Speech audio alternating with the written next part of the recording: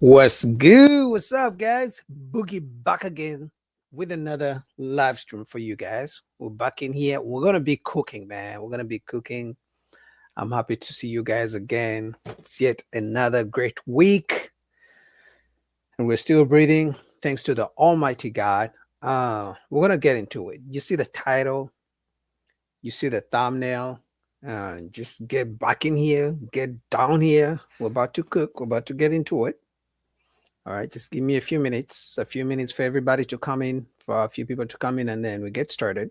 But do me a favor, as you come in, just like the video. That's the number one thing I'm going to be asking you guys to support your boy. If you like the video, apparently YouTube shows other people that we are in here and we're cooking. All right. So please like the video.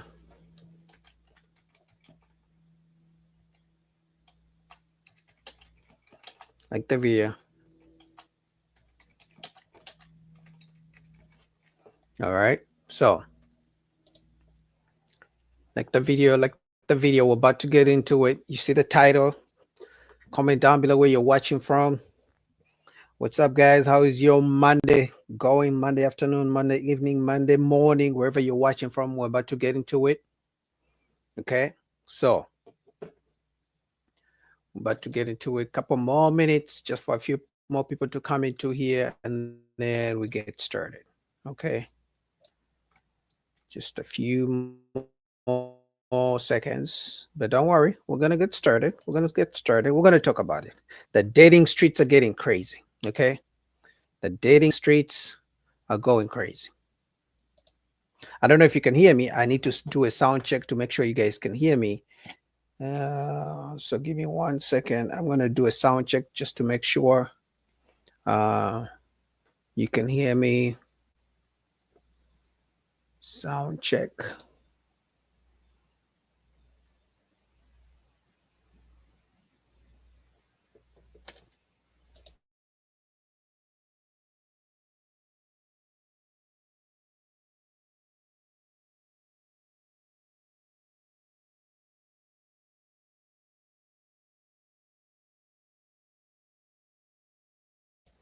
Quick sound check.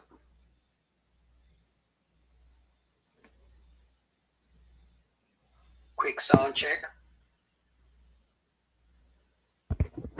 All right, my sound is good. So let's get started, man. What's up, guys? Boogie back again with another video, another live stream.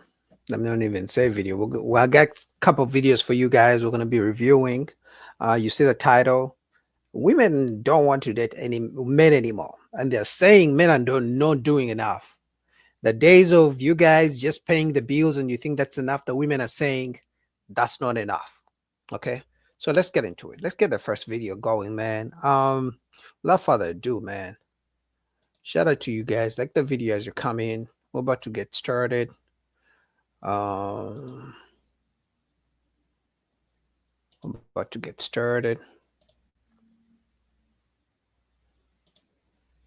So shout out to all these content creators. I'll be putting all their links and down below I'll be putting everybody's links in the description. But give me 1 second, man. Give me 1 second.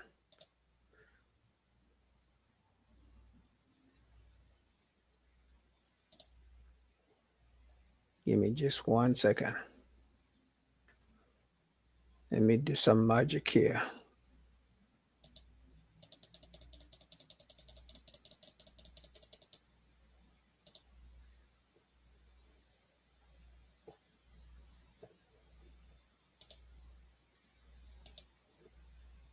That should do it.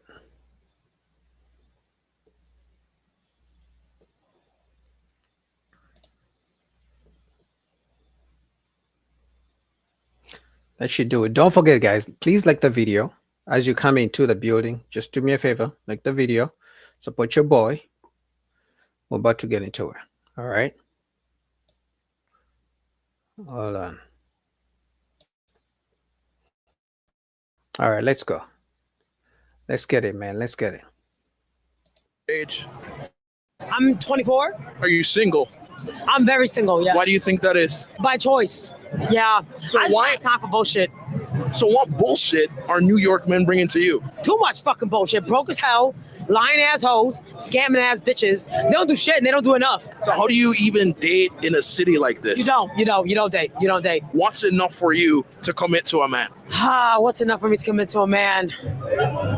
If you leave me the fuck alone, listen to my orders. If I tell you to do this shit, clean the house, come home with a nice full meal already ready for me, we're not fucking, because that's just for breeding purposes. I'm not fucking you. You know what I mean? That's good enough for me. And also some guy just stay in his lane, never ask too many questions, don't bother me, that's it. But you don't think that's playing more of the man's role instead of vice versa? Hey, it's 2025. So There's a little bit of everything out here these days. how many men do you think are actually willing to be that for you? Not a lot, which is why I'm single. Because I will not, for my own standards, I will not dip down. So do you? No, mama, you're single because you're too aggressive. This whole talk of black women are aggressive, black women are masculine. This woman is literally so masculine. She's too aggressive. It's crazy. But I think it's a New York thing. Because some guys have said that women in New York, whether she's black, Asian, white, the aggression, the masculine energy is off the rocks. Like the way she even talks. Oh my God. Not want to have love one day? Oh, I don't care about it. As long as I got money, I'm good. Money doesn't bring happiness, or does it for you? I mean, I'm not gonna lie, you can be depressed and broke, or you can be depressed with a lot of money. And then it helps a lot. What's your age? I'm 21 years old. I'm 22. How long you been together? About 3 years. If your woman gave you a guilt-free pass to have fun with any girl of your choosing, do you take it or do you leave it? Are you gonna be mad at me? No. Okay. I would take it. Are you sure? Okay. Say whatever you feel. I would take it because I know that she loves me at the end of the day. Don't be mad at me. Okay. Say what you feel. What's really in it for you to just experience another woman? It's a trick question because every man, I think, honestly, I'm going to say this. Most men are in committed relationships. Most men are with one woman because the woman said so. Most men get into relationships because the woman wants it that way, because the woman asks them to be. Sometimes the woman is like, if you're not going to be committed to me, if you're not going to be in a relationship with me, no more sex. And then most guys just bend the knee. But if it was up to men, they would have multiple women. But for some reason, men get into relationships because the women ask. They're scared of losing the woman. So they're like, you know what? Let me get into this committed relationship. I don't want to be in a relationship, but you know what? I'll just do it because I don't want her to remove the sex.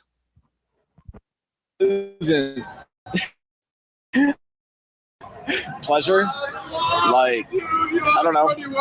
Do you think that if you did sleep with a random girl that it would affect the relationship that you've built over the last 3 years? For me, it's a no, but for her, I would want to know her answer. But honestly, we're pretty loyal to each other, and we know that when things happen, it's okay.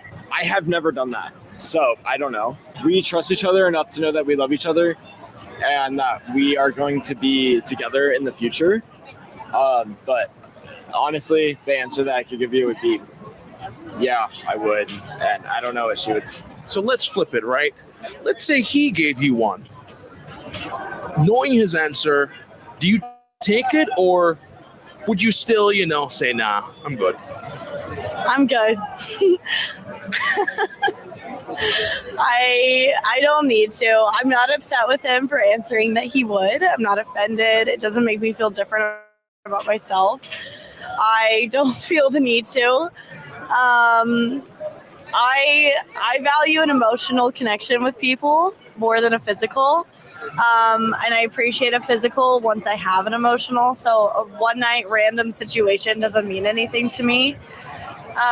So yeah, I honestly wouldn't take the opportunity if I had one. What's your age? I'm 21. Are you single? I am single. What's one thing you'd say you bring to the table that other women don't when it comes on to dating men? That's a really good question, but I really don't know. I mean, I feel like I haven't really been looking today. I am a mom, but I feel like I do have that instinct in a way. You said you're 21? And I'm a mom, yeah. So, what's it like bringing a child into the world so young? Honestly, I feel like I was destined to be a young mom. So to me, it's more like I would just like God put me in this position. Like I'm just meant to be a young mom. At what stage in your life? That's not true. What happened was you laid down with a man. He either didn't use a condom, you are not on birth control, his condom broke, he refused to pull out, you refused him to pull out, and that's how you became a mom. Oh my God, what the hell is going on out here? You are not a young mom because you were destined to be that way. No, you made the choices. You made the choices that, you know what? I'm going to have sex with a guy. It's not going to be protected. He's going to bust in me and we're going to have a baby. Oh my goodness. You think you were going to enter motherhood? Well, I kind of like when I was younger, I kind of did want to be a young mom, but obviously I didn't expect it to be like that soon. But yeah, I think I just always wanted to be a young mom, and that's what happened. But walk me through the time and your reaction when you found out that you were pregnant. Oh, I was scared. Like when it happened, my first thought was obviously abortion because I was so young. But like as time went by, I think it was like maybe like a couple of weeks, I kind of just thought to myself, like maybe I don't want to do this. As I said, like I think I was just destined to be a mom, so I kind of just wanted to keep my daughter, and I'm glad I did. So the guy that you had your child with, is he in your life now? We co-parent really well, but we're not together. What's the reality of co-parenting? My daughter's 2 years, so we kind of been going through it like for 2 years, but I feel like the first year, as so many like parents, they kind of just argue, like it's kind of like a rough patch, but we kind of went like through that arguing, like being mad at each other, like hating each other, and then after that we kind of just both realized like we're gonna be in each other's lives forever, so like why would we argue, why would we hate each other if it's just gonna affect our daughter at the end of the day? What's your age? Do I have to say that? I'm 36.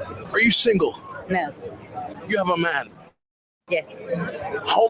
Ladies, I thought you guys said that when a woman, you like maturity. You know, you said men don't mature as fast as you, but as soon as someone asks you your age, you don't like it. That doesn't make any sense to me. I thought you all would be proud of being your age. So let me get this straight. You don't like when men date younger women, but then when someone asks your age, you don't want to say it. I thought since you don't like men dating younger women, you would be proud of whatever age you are. If you're 75, you say it. That's what I thought. How long have you been with him? 5 years. At 5 years in, has your man proposed to you yet? Oh, God, no. Why do you think he hasn't got down on his knee? Well, this is a little personal, you don't think? One, I would say past relationship traumas.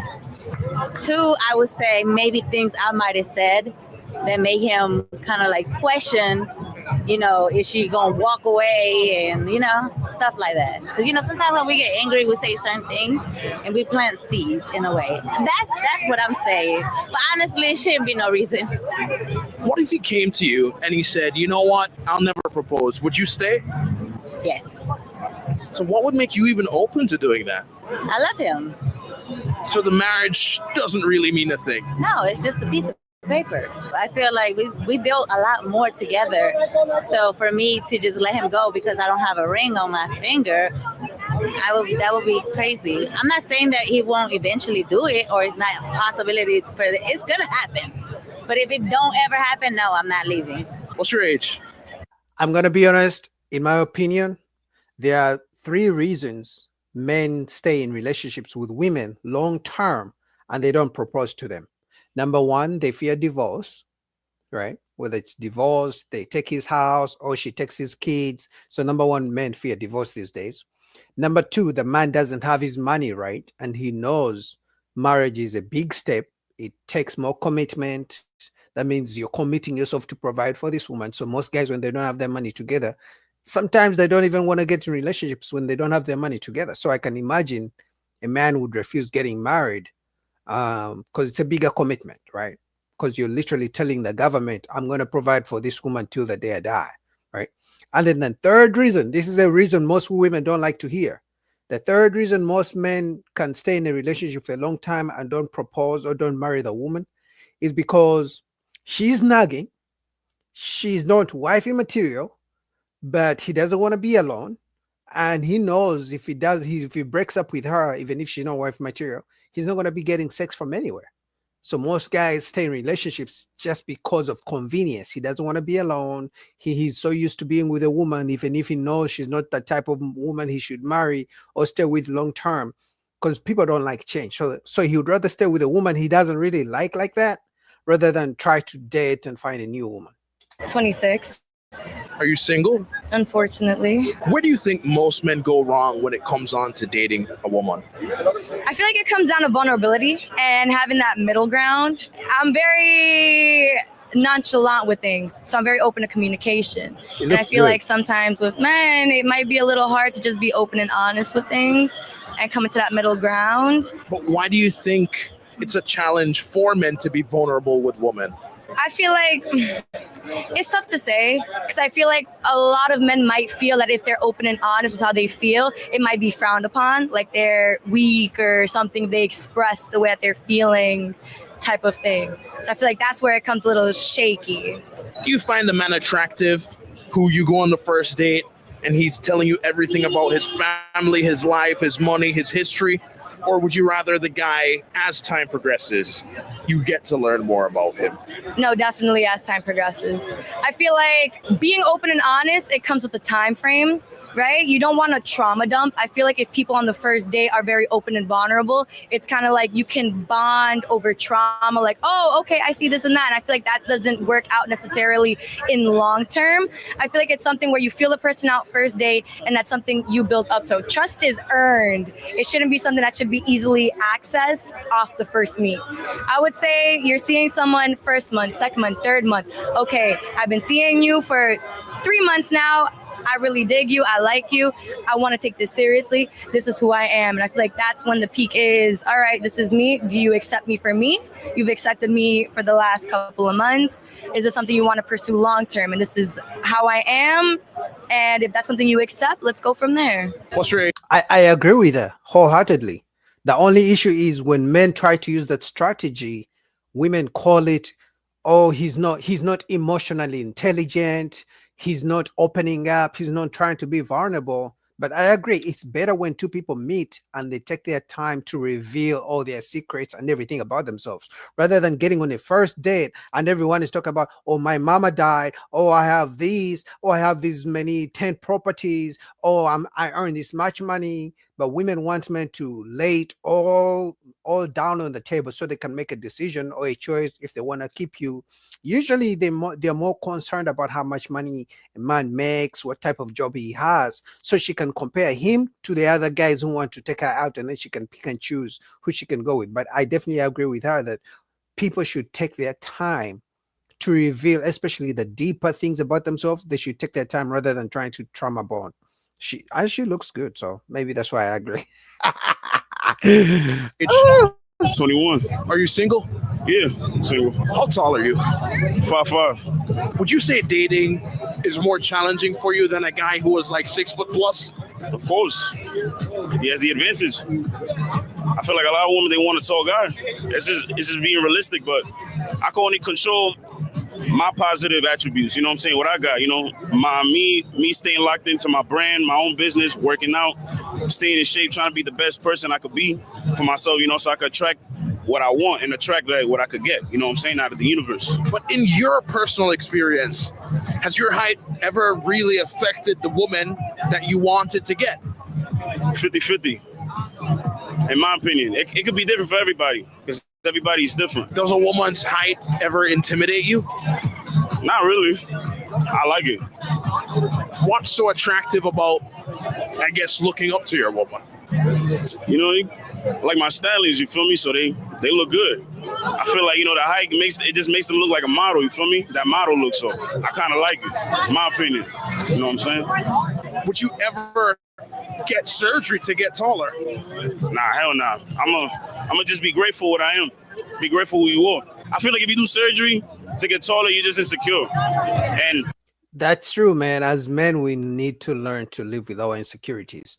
Now, if there's something you can change and you can get away with, and it won't give you any, like, for example, I'm bald. I've thought about getting like a hair transplant. I think something like that I could do. I use glasses. Maybe I could get like laser surgery for my glasses. I think those are a few things like people can change about themselves, but when it comes to you are short and you should go like you've all seen that guy on the internet who is short and went for height transplant, and then he got some things in his knee and then he became taller. Like I think that's excessive, but a few things you can change. But other than that, I think the most confident man is the one who owns insecurities and works on other things. For example, look at Kevin Hart. Honestly, the best thing a short guy can do is be in shape and have money. That's it. Most women will go. Most women will pick a guy who is short and rich like Kevin Hart over a guy who's like LeBron James and Brock. That's it. in reality, you're gonna mess yourself up in the long term. What's your age? I'm 28. Are you single? Yes. What is it that you do? I'm a model. I represent New York in pageant. If I wanted to take you on a first date, what's the absolute most I should spend on it? Depends where we go. But with nice restaurant, nice dinner, like probably 500. 500 is the most for the first date. Not the most, minimum. The minimum? Yeah. That's your expectation out the gate? I would say because I don't really go out public places a lot. I like more quiet, my space. So I don't really go out clubs and other places. So I feel like going that kind of restaurants, they cost more money. So that's why I would say 500 for the dinner. So, Yeah, but why? Why should a guy take you to a $500 dinner date? And I've been reacting to these videos. I've been telling you guys, and some of you guys don't believe it. Some of you guys claim, no, Boogie, it's just social media. These women are not asking for that. I'm telling you right now, when a woman says, I don't want a coffee date, I want a guy to spend on me, this is the type of woman. And she's a good-looking woman. Yeah, she's a white girl, but she's still good-looking. But the truth is, most women, if it was up to them, they would choose an expensive dinner restaurant, even if she knows she's never going to call you back. it would cost more than that, probably. Why do the super expensive dinner as opposed to a picnic in the park? It's about the quality. You go to the restaurant and you have a best service, you have your own space. So I rather have good quality of time and experience than just sitting in a park. It's not about how much he spends on it. It's about how much he's willing to give me the comfort that I deserve as a woman. So if he drops 500 on date one, do you expect that throughout the lifeline of the relationship? No, we can build together. We can do everything together. I can support him. He can support me. Things change in life. So I understand that. But from beginning, at least you need to be ready to create the family and be a provider and have some certain income. What's your age? Disclosed. Are you single? Yeah. What's it like dating women in New York? It's cool. I love New York girls. What do you love? I've heard New York has some good-looking women. Actually, I've heard that in the United States, New York has some of the most beautiful women. So we're going to talk about Miami, LA, New York, Arizona, something like that. But I've heard New York has some good-looking women. Maybe because there's so many cultures. What about them? They're the funnest to chill with. So how do you turn the shorty that you're hanging with into your girlfriend? If she listens to me after the point that I tell her to make my girl, if she listens from then on, then she could be my girl. I don't care about what happened back then. I don't care if she sucked mad dicks. I don't care. As long as from... Okay, that makes a good point. Guys, would you rather be with a woman who's not for the streets, but she doesn't listen to you? Or would you rather be with a woman who is for the streets, but she listens to you? Like she's submissive, she's nice to you, she's kind, but you know she's been with 100 men in the past. Because this guy literally just said he doesn't care how many men his woman has been with, as long as she listens to him, he's gonna be in a relationship. Oh my God. Let me play that again. Suck mad dicks. Hold on. Into your girlfriend. If she listens to me after the point that I told her to make my girl, if she listens from then on, then she could be my girl. I don't care about what happened back then. I don't care if she sucked mad dicks. I don't care. As long as from that moment on she listened to me, then she could be my girl. If she don't listen, then she can't. So she could have essentially been in the She streets. could have fucked 80 niggas. 80. She could have fucked 80 niggas. 80 men. Yeah, she's a baddie, dumb wavy, and done fun to chill with. I'll look past all that if she would listen to me from the moment on. So why do you think so many men would hear that and go, hell no? Almost every bitch fucked 80 niggas. You'll never know. So you're gonna have to pick one of them. All these bitches fucking, nigga. So you're gonna drive yourself crazy looking for the bitch that's gonna lie to you the best about how many niggas she fucked. Yo, hell yeah. That's true. They're all sleeping around, but why? But if you know the real number she has had, why would you make that option? Because you know it's different because you don't know. It would be different. But if you know that she's for the streets, why would you choose her? That doesn't make any sense. How do you get to that point of, I just don't give a damn anymore? Yeah, Luna. Oh, because of experiences. And I realized I got to know these women. Once I have started fucking so many women, I got to understand women. And this is one of my New York shorties. Luna, let me introduce you. Luna. Oh, let me introduce you. This is one of my New York shorties. But she's from Florida. But she's from New York now. And she's beautiful. Luna, say hi to the camera. Love her. Do you still believe in love after being with that many women? Yeah, I do. How do you not get lost in, the degeneracy? Because I love them for who they are, just as a person. Past all the bullshit. When I find a woman that I want to stay down with and is going to listen and build like a teammate, then I'll do that. But I can still love a woman that's a thot. I still love. Wow, this guy is crazy. But I guess that's the new dating era, man. We're in the new dating times where men are saying, man, I would rather be with a woman who listens. That's the bare minimum. The guy literally said, if she listens, I don't care how many guys she has been with, I'm going. If she listens, I'm going. Would you guys do that? That's crazy. I'm telling you, that's crazy. Anyway, man, what's up with you guys? Man, welcome back to another stream. Don't forget to like the video, support your boy. I think that's the most important thing that I want you guys to do for me.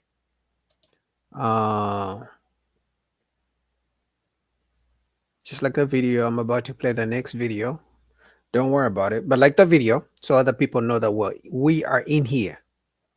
Okay.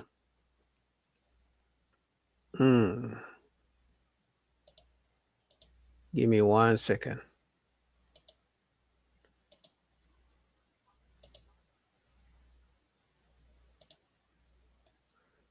Give me 1 second.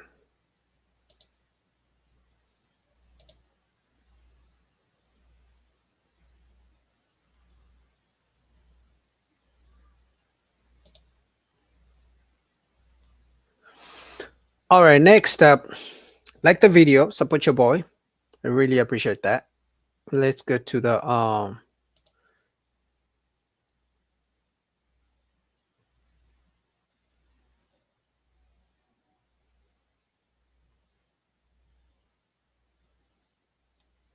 let's go to the next video.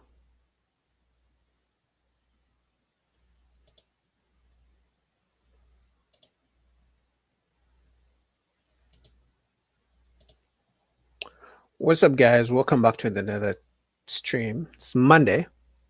So next video, we're gonna be going all the way to Anton Daniels. You guys love when I react to his videos. Entertaining, funny, heated sometimes, lots of back and forth. Some of you guys like it, some of you guys don't. But we're gonna get into it. So shout out to Anton Daniels. I'll put the link down below. But in this one, he was telling men not to open up. uh, pretty much he was giving advice to men not to open up, never to cry to women. But of course, you know the women don't like that type of advice. A woman would rather a guy cries and tells her everything, everything is going through, and then that way in the future she can use it against you. You know how the ladies be. All right, so let me put that on screen and let's get into it. But otherwise, as you're coming in, like the video, support your boy. Okay. All right, let me just check on my likes. All right, Anton Daniels.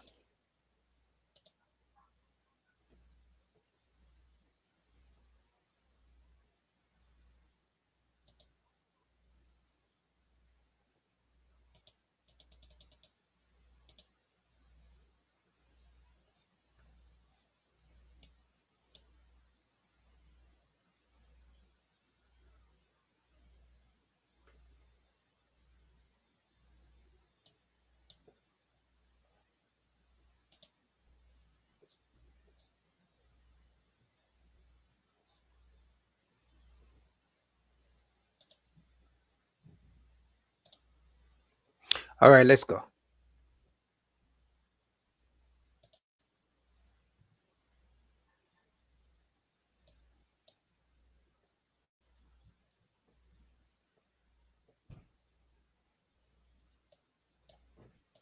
Even if it's a tear, even if it's a tear.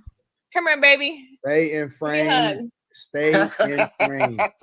Y'all gotta learn how to segment this stuff out, and more I importantly, like a baller man. yeah, of course. Compartmentalize. And they all say that. Tell me Man, don't everything tell you've been these through. girls nothing, man. Listen, Tell I your promise you homeboy. this, bro. I promise you this. She's not gonna not like you because you stayed in frame. Right. How about that? How about we do the reverse? That way it makes sense for you. Right. She's not gonna leave you because you in frame. So what's a man supposed to do? Keep it in, bottle it up, like I got too much Talk to they testosterone. Q. Bottle up Listen, until you blow up. This is talk something to that my they. dad taught me, and they maybe don't it even will got help real some- friends. Maybe something can help y'all. They have more real friends than women. My father told me this in a different way, and then a mentor told me this that was in corporate America. He says complaints go up, not down. The kids complain to the mother, but you never see the mother complain to the kids. The mother complains to the father, but you're never supposed to complain to the mother. You talk to God and you leave it with him. Talk to God and leave it with him. Complaints go up, not down. The boss does not come down and complain to the workers. Otherwise, the workers lose respect for him in whatever circumstance. You don't go on the shop floor and start complaining, because then he's going to start to complain, or he's going to start to gossip about your stuff to somebody else. And I don't know any woman that don't gossip. Right. In some way, shape, or form. That's true. So remember that complaints go up, not down. They do not go down to the person that is. So you can't complain to the person that's submitting to you. It don't work like that. Facts. It has never worked like that. Nope. That's number one. Number two, I 100% agree with the woman that did the video. It is so many in my feelings. I'm so hurt. Feminine men that is walking around super liberal. I don't know what to do. I'm They don't even know they're men. these hoes on the They're not even internet. sure if they're a man. I see, listen, every single time that I ever get a complaint from a person that's in the chat, it's always by some bitch ass man. Every single time. And anytime I experience some hate, it's from a nigga. Hey, listen. Anytime that I hear somebody talking about looks, it's from a guy. Preach. Anytime I hear a dude trying to measure my dick size, it's from a dude. It's never, ever from a woman. You never hear it ever. I don't experience it in my chat. I only see it from guys trying to figure out what my dick size is Oh my God. trying to figure out who I'm fucking, trying to understand whether it's always from some feminine bitch ass dude. And I've been counting, and this is an experiment that I've been doing every single day on my live stream in the mornings. It has not been a day. And I just started this like 5-6 days ago. There has not been a day where there has been a different guy that comes in and is on some feminist shit. Every time.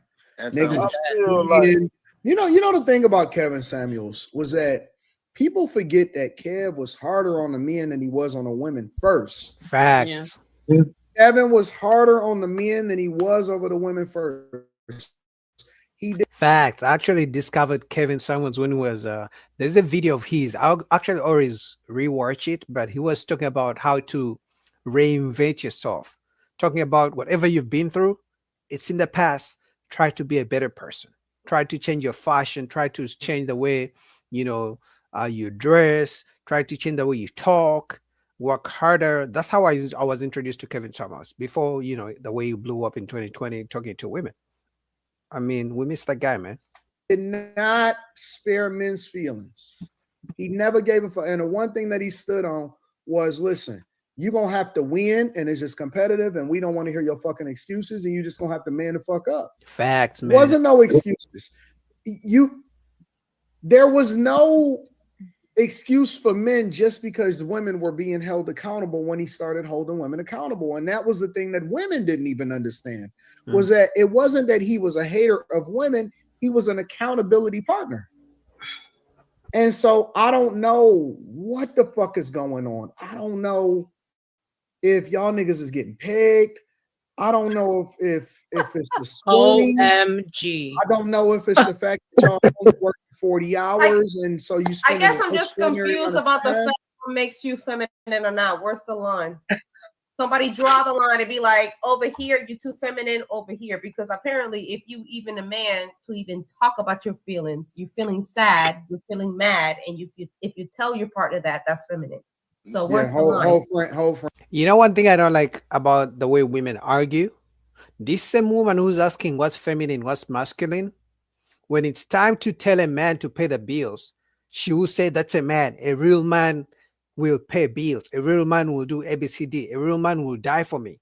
But then when it comes to the subject of men opening up and telling them their issues and crying to them, oh no, you shouldn't be too masculine. You shouldn't be too macho. You should talk to me and tell me all your issues. It's like when it's time to pay bills, you want me to be strong and go out there and work and be a man and be strong. But when I say I don't want to tell you my issues and cry to you and pillow talk with you, oh no, you should tap into your femininity and open up to me and tell me whatever you're going through. It's like pick and choose, ladies. You can't want me to pillow talk and cry to you and then you expect me to go conquer the world. Frame, fellas, I don't care what she's saying. Whole frame, everything. Whole frame? Whole frame, fellas. Nah, bro. Whole frame. Okay, be rough and tough. All right, Don't let me ask you a question, Wow. Carmen. Let me ask you a question, Carmen. Yes. Why you want to know so bad? About what? About whatever it is, about whatever it is that you're feeling. Because I want to connect with my partner. Don't you just called him your partner? You don't even look at this nigga as your equal. You don't even. Right, you don't even right. look There at you him. go. Carmen, you said it all with partner. The partner? I mean, I'm married. I'm listen, my husband can come to me when he's sad, but that doesn't make me look at him any less of a man. What the hell is that? Y'all said Mama, that. are you Latina? Wait. So the only Dominicana through and through. The only Well, you never seen your Dominican daddy shed a tear ever. I can guarantee you that. The only reason you want to know so bad is so you can connect with him. That's your whole point. Intimacy, people, intimacy. So basically you want a trauma bond so you can have better sex. No, not trauma That's the bond. only But way I'm you can saying, connect with your man. not trauma bond. What I'm saying is if your husband cannot come to you when he's sad, then who can he be vulnerable with? I guess nobody, according to y'all. I told you he got to talk to God. You got God. Okay, how can you? All right, let's assume me and you are married. How can you help me with my situation? Let's say I come to you, shit, I'm getting my ass kicked at work, and I don't she's know what expecting the to pay fuck the is going bills. on, but whatever. You know what I'm saying? And on top of that, you understand, I got to take care of this shit over here, and everything is falling apart with this particular situation and all of that. Fuck. Being a listening ear, doesn't that make you feel better? Just to No, we don't care about you just listening. We want you to say thank you. If you see I'm going through a hard time, make me a meal. If you see I'm going through a hard time, book me a massage. If you see I'm going through a hard time and something, I don't know, help me pay the rent this month. You listening doesn't solve any issues for men. That's why men don't like to talk, because he knows if he opens up, you're going to use it against him at some point in the future. Oh, that's why you bitch ass nigga. You were crying like a little baby. You're crying like a little bitch 2 months ago. You're not even a man. That's what she's going to say. You're going to cry to her because you're going through a tough time because you lost your job. And then in the future, she will, because for some reason, women they keep those things at the back of their minds. They know anytime they get into an argument with you, she's going to bring up those same things to fight against you. That's what you got. So wait the fuck a minute, you Carmen. can't That's vent all to you got nobody, for so me? you're just gonna take So I in your. came to you and Men are solution oriented. If you don't come with solutions, you're not helping. Yep. You are helping even if you aren't listening. You just listen. That's it. Nope. So basically, I wasted my time coming to you. You then, think Carmen. men are women, and that's just not the case. Like men don't just I need somebody prefer to to think listen. that at least somebody, if you want to talk about your feelings and you want to say that you're mad or that you're sad about something instead of keeping it in, then fine. I'm Hey, not saying that I Carmen, have all the answers. Have you ever had but a okay. Have you ever had a male friend? No. Okay. She's lying. I don't have male friends. She's lying. You don't have male friends, but you used to have a male friend. Well, she's married, so maybe she's trying to respect her marriage and her husband. But yes, I believe she's almost every woman, because she's a good-looking lady. And I know you guys hate when I say woman looks good. You just call me a simp, but she's a good-looking Dominicana. But I believe every woman has male friends. If not, they have men in the friend zone at least. No, I said, have you ever had? Not do you have? No. Man and women She's can't lying. be friends. No. That's cool. Like not in high school or can't be nothing, right? friends? Like not in No. high school or nothing, right? Even This when is you all are or nothing with you, huh? This is all or nothing. No. I mean, if that's her experience, that's her experience. Like even in high school or nothing, I right? just think that even having male friends is a little weird because I mean, that's cool. I mean, everybody got their thing, so I'm cool with that. I don't have no problems with that. But no, I'm not telling you shit. I agree. And I don't want to hear it. I don't want to hear it. I guess talk to God. All right. That's kind of I would rather suffer. We are already chaotic. I Yes, would rather women are suffer already by chaotic. myself than sit there and explain to somebody that can't help me some shit that I don't really even want to tell them in the first place. Right. I would rather deal with that shit on my own. It's the same thing as But if it's you not- are it's dealing not with like- it on your own. But you making it seem like you just talking about it. A woman is dealing with it also. You can still deal with it on your own. You just having a conversation. You know, man, my manager. That he's doing conversation this. is just to It's make you feel talking. better. That's not to make No, you feel better. because I don't pressure no man to tell me nothing he don't want to tell me. I'm not, oh, how's your day? Oh, tell me about what happened. Yo, No, Q, just tell me good. Q, my girl, baby girl, my manager is, oh shit, think I'm about to get fired. They got me on a pip and shit. What you gonna tell me? I'm sorry to hear that. Like, How is that going to solve any issues for me? As men, we need solutions. I'm going through ABCD. What can I do? I don't want to, oh my God, that's so bad. Oh my God, I hope it goes well. No, as men, if I'm going to tell you my issues, what's the solution? I don't want to pillow talk and cry about it. In fact, I saw something on the internet and the guy said he told his girl he was going through some hard times. Do you know what she did? She took him to a restaurant, bought him everything, and then when it was time to pay, she told him to pay. It's like, I'm going through a tough time, and the best thing you could do was take me out and then make me pay. Why can't you pay me for this one time? So men are like, if I'm going to tell you my problems and then you're going to force me to spend some money, why am I even going to tell you my issues? I'm just going to, sleep on it or tell my boys or something. that? What Those are prayers. Even That's then, all you what are you giving? gonna do about I it? feel worse now. No, you That's all you you should be giving? able to talk. Okay, so keep no, it in. So okay. keep I it feel in. Keep it in until sorry you so now. I feel worse What are now. you gonna do Shit. about it? What do you feel like you Oh, want to do? That's you all. gonna ask him the question he already asking himself? What he gonna Yeah, do about it? some people once a lot of like if you've ever been in Can't therapy, be talking it out with serious. people or just talking out loud can help you. Even writing it down, That's like that's women. That is for women. no, That that is can not be for for men men. That's for too. Men talk to everybody. Do men y'all No, know Like, what it's that's happens? not. men too. Hold on. You don't know Do how y'all you know what feel until happens? you say it out loud. What are you talking Do y'all about? know what Yeah. happens when you come? Do y'all know what happens when you bring a problem to your girl? All you do is make her a war reward. That's it. Yep. All you do is bring more stress into the household. You start forcing her to feel a certain type of way, and she gonna crash out, or she gonna worry Facts. about some shit that ain't even got nothing to do with her. Especially if it's something that you can solve for, that she don't even, if you could solve for it and she don't even need to know about it. Just Oh do man, it. that's the Yep. best. It's the best. Yep. Don't deal with that shit. Solve for it. The truth is, women just want men to open up so they can have some shit to use against you. So you're gonna open up to her, cry like a little baby, and then 3 weeks, maybe even 6 months in the future, when you guys get into a fight, do you know the first thing she's gonna say? You're such a bitch. You're even crying about ABCD. Which man does that? A real man fixes his issues. Because most guys are hoping if I tell her, hey babe, I lost my job, hey babe, I went through this, um, I don't have money. Most guys are hoping she'll say, I get the rent. All right. Because most guys are like, okay, baby, I have no money. They're hoping the woman will say, you don't have to worry about this month. I'm going to pay the rent. I'm going to pay the mortgage. I got this month covered, baby. Just take some time off. No, most women still, even when you're going through shit, they still expect you to pay the bills. So why am I coming to you with my issues if at the end of the day, you're still going to expect me to pay the bills? Why should I tell you I got no money when you still expect me to pay the bills?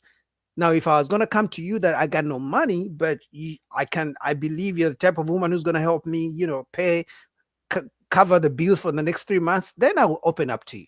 But most men don't open up because they know it's not going to be useful in any way. But anyway, man, shout out to Anton Daniels. I'll put the full link down below. Now, you guys, welcome to the chat. Welcome to the live stream.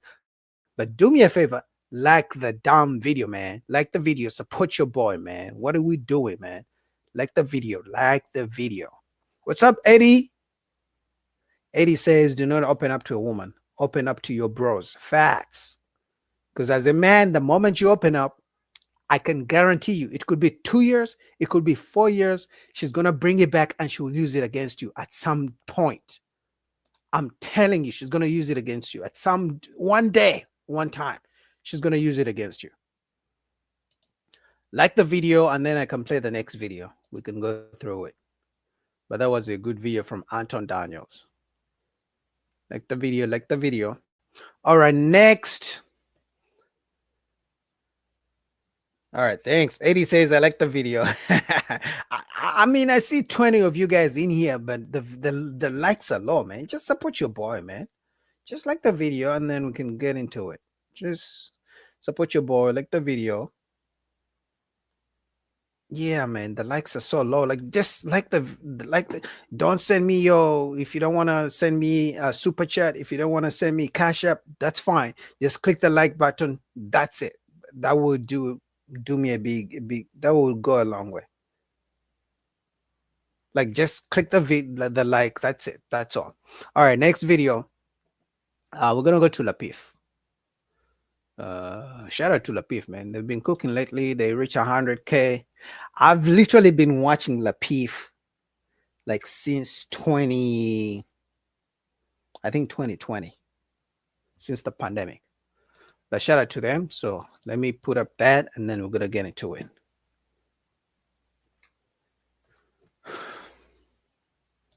All right, what's up, guys?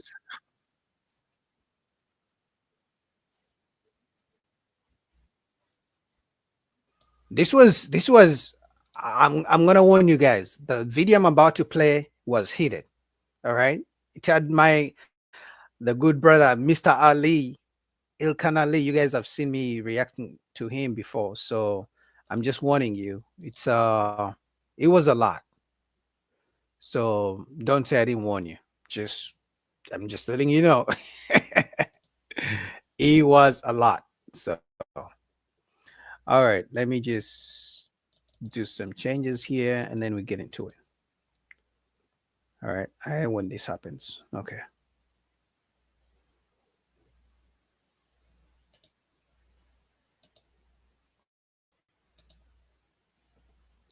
Like I told you guys, this was heated, so you better watch out. You better watch out. This was heated.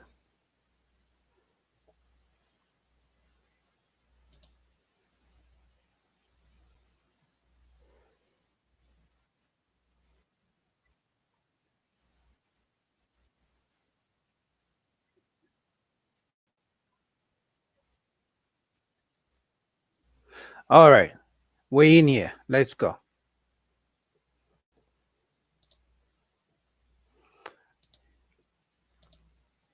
I know, guys. Just hold on. Just hold on. Here we go.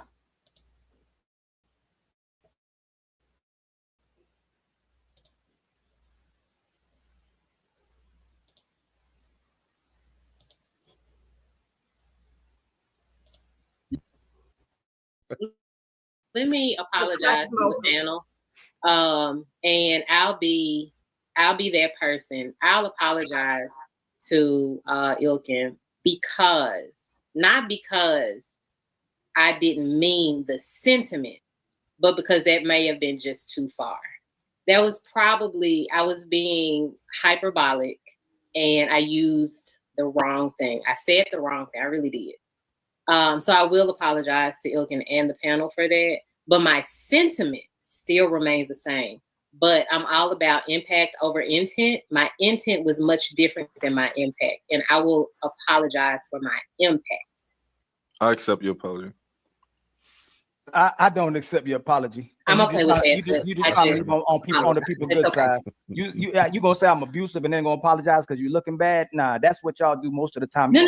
I'm not apologizing for calling you abusive. I'm gonna hold you accountable to what you said, and you meant what you said, and you just trying to do it before you leave the show so you look good. You can't just come on here. That's dangerous rhetoric to say that I'm abusive and then try to apologize. So everyone knows that I don't care how and your apology isn't real. You know, you don't have to apologize. You don't have to accept my apology. Is this a safe space for men?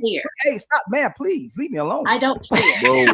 Bro, he's controlling your mind right now. Funny. He's not controlling a damn thing. I don't accept all the apologies for all the men you did wrong and all the men you can cooperate with. Them men don't like you. The chat don't like you. The people don't like you. I don't like you. So no, you don't get no apologies. You don't get apologies. He's manipulating your energy and your response. A real adult. But why you always do this for the ladies, brother? I'm telling her you controlling her right now. I respect it. Why you gotta be her conscience? You're not wrong. You're not wrong. I'm gonna do it for everybody. But you don't do it for the brothers, you do it for the ladies. I got a new one. Hold on. I told you to stop doing that. We gotta get you back. Hold on, JR. I got a new one. Oh, real dope. You gotta stop that, fam. JR, I got a new one. Let me present.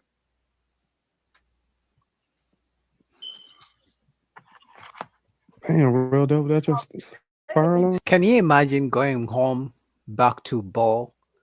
Now, I like the fact that, again, guys, please don't call me a simp. I think Bo is a good-looking woman. Now, she, that's neither here or there, but that's what I think. But can you imagine going home every day to Bo, and then you guys get into an argument or a disagreement of any sort, and then it's going to be back and forth? I would rather sleep in the car all night. Up when y'all be talking about smoke yeah, it is. Maybe. It's him. He the common denominator. Maybe, yeah. I got my ceilings is super high, but I got you. I'm gonna try. I just bought a ladder. I know that they are giving niggas chances. That's all. Every woman you date, every woman you date, taking a chance. If you're a man, every single woman conversation earlier, real chance. And I'm not talking to you. Here's the thing, because you can have all your shit together. Yep. Right? You can have all you can What channel is this on? all your shit together. Hey, That's got to be his TikTok. Us on the green screen apparently. That's his TikTok You page. I better go see on the him troll live. account because you're gonna block your ass. Oh, here the shit. What up, Lil Pete? Y'all still playing me? Yeah. Oh, they're playing your live. They playing this shit right. You know that powder sniff over there. Don't listen to them. Hey, I seen you say we was attacking you. The men did not attack you. But yeah. Oh my son. Oh, he over there. Ain't no way. Ah, Marcus for the fight. Guys, wait. I don't know why they were. I think they were talking to some other guy, but hold on. I'm blind. I can't even. Let me see if I can get that from public defender. Let me see. He was just saying, With red pill. come join. Shoot, I tell. Hold on. Shoot, man. Leadership. I didn't even try to dissect it. I didn't even try to dissect it. I said, okay. All right, guys, never mind. I didn't know. Because the reason I didn't know this video was like this, because I like to react to videos in real time. Like I watched just like the first 10 seconds. I see where the conversation is going. I'm like, okay, this could be good to talk about. But I didn't know they were going into all that. So I apologize. I'm going to get another video. Give me 1 second. I got you. I got them ready. No worries. I got the beautiful Briana. Man, Briana has not been posting videos in a while. I don't know who knows that lady, but she needs to come back and give us some fire, man. I don't know what happened to her. Now let me show you guys. I think you know who I'm talking about. You guys know Briana Gazelle. It's this lady. Briana. Give me 1 second. Let me show you.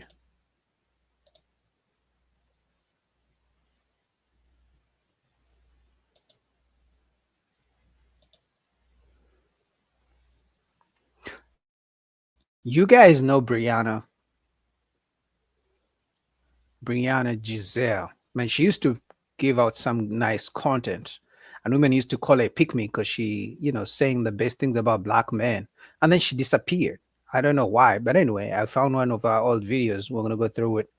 And yeah, for this one, yeah, I see she got some makeup and shit. But yeah, she's a good looking sister. So let's not even try to mess around. You can call me a simp all you want. She's a good looking sister. I'm not even going to lie. I know everyone has Uncle Fire says Junior made the podcast so subpar, ghetto-ish. I can only watch segments or reactions. Oh, JR. I don't know why I say Junior. Uncle Fire. I mean, yeah, when Anton Daniels was still over there, it used to be fire. I mean, they're still good conversation, honestly. For me, I don't care who's doing the panels, as long as it's good content, as long as it's good conversations. But anyway, we got Briana Gazelle. You guys can go to our channel. I'll put the link down below. I don't know, man. She doesn't make content anymore, but she was pissing off black women because she was saying just positive things about black men. And this is one of those videos. So let's get into it.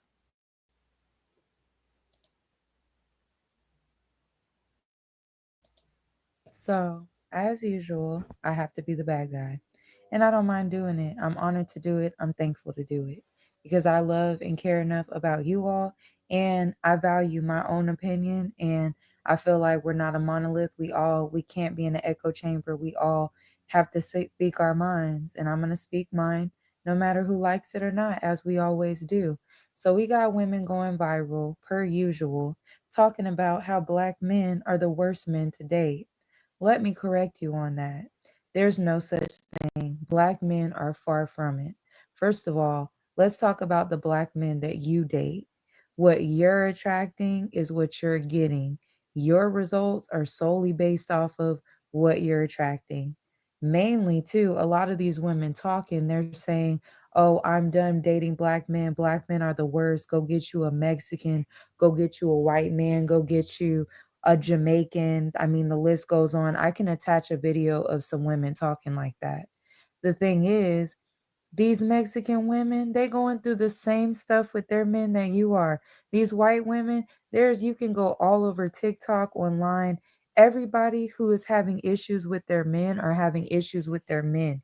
It's not a race thing. Secondly, if black men were so terrible, why do other races of women want them? I promise you, if black men were so terrible, these other races of women would not be desiring them. There would not be whole schools and classes on black culture that other races of women are taking to learn more about how to attract black men. No, the issue isn't the black men. Now, I'm not saying all black men are perfect. Of course, we have different types of black men, but the good ones y'all don't want. Y'all don't like the nice guys. They call I them watch boring. y'all all the time on Mm-hmm. Balloon Pop, on all these different platforms, disqualifying men for the stupidest reasons. For height. Oh, he's not tall enough. Oh, he It's he bald does like this me. for a living. He doesn't have enough of this, enough of Yeah. that. It's always stupid stuff.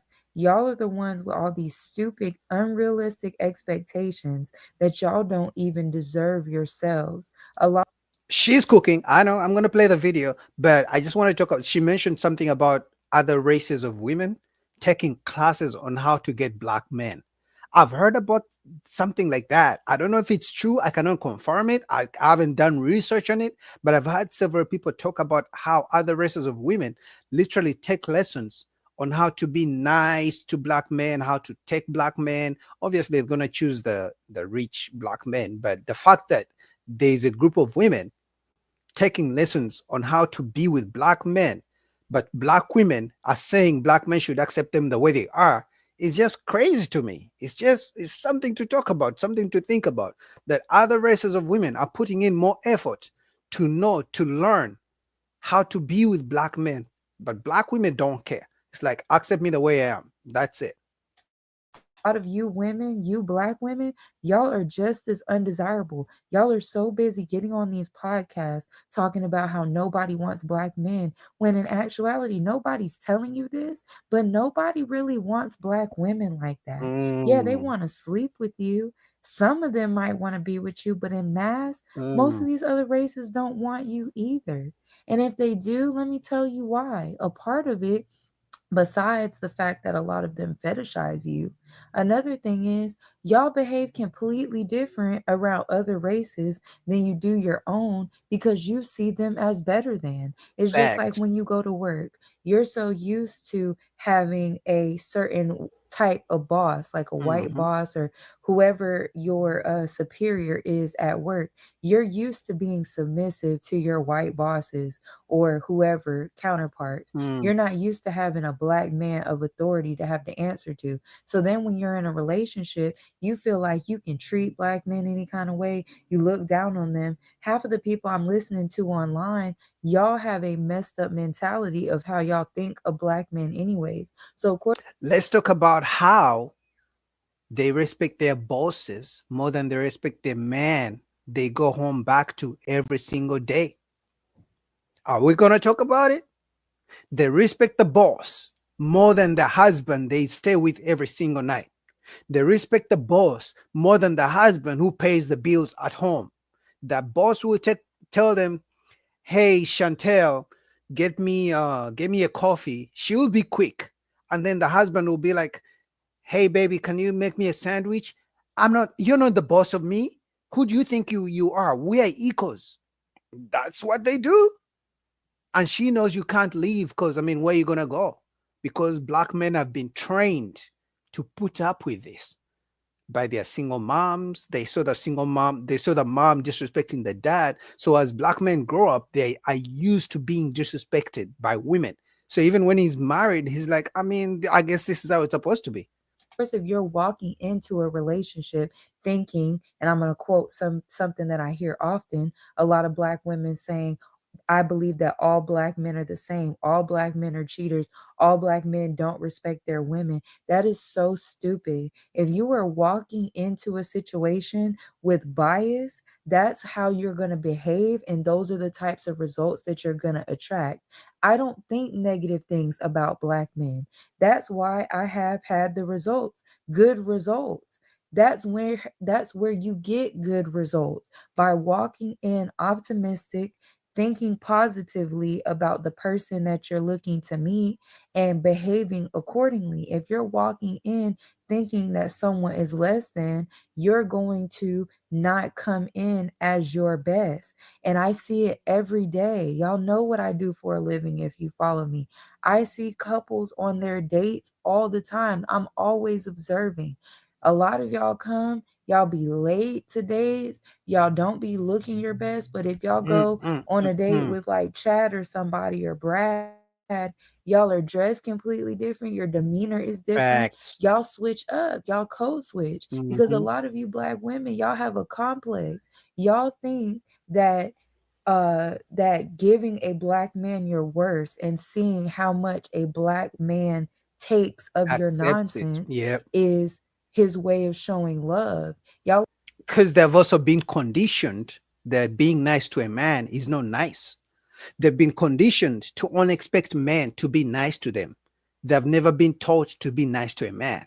Now, I could be fair and I say it's not their, you know, it's not their fault that they didn't have people to teach them.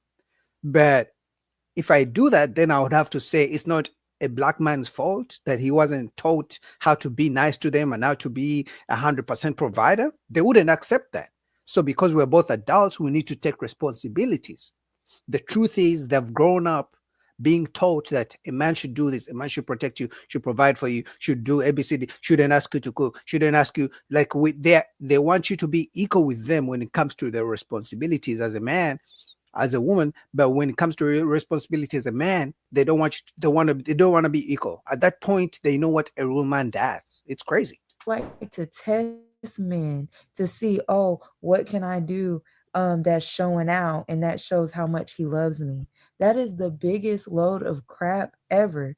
Y'all are determinants of your own results. It's not nobody's fault that you don't like the good black men. It's nobody's fault that you got all that you like the bad boys and you like certain types of men and then you're getting mad at the results. But the funny thing is, you really walking around thinking that these other people want you. You should be grateful that black men still want you because y'all are disrespectful. Y'all are always getting on this internet talking crap. And like I said, other races want our men. So I don't know what y'all need to do. Y'all need to be looking within and figuring out what's wrong with you as opposed to always blaming it on black men, because a lot of us sisters out here that got our heads on straight, that are actually respecting our men and doing the right things, we're having great results. It's a great time over here.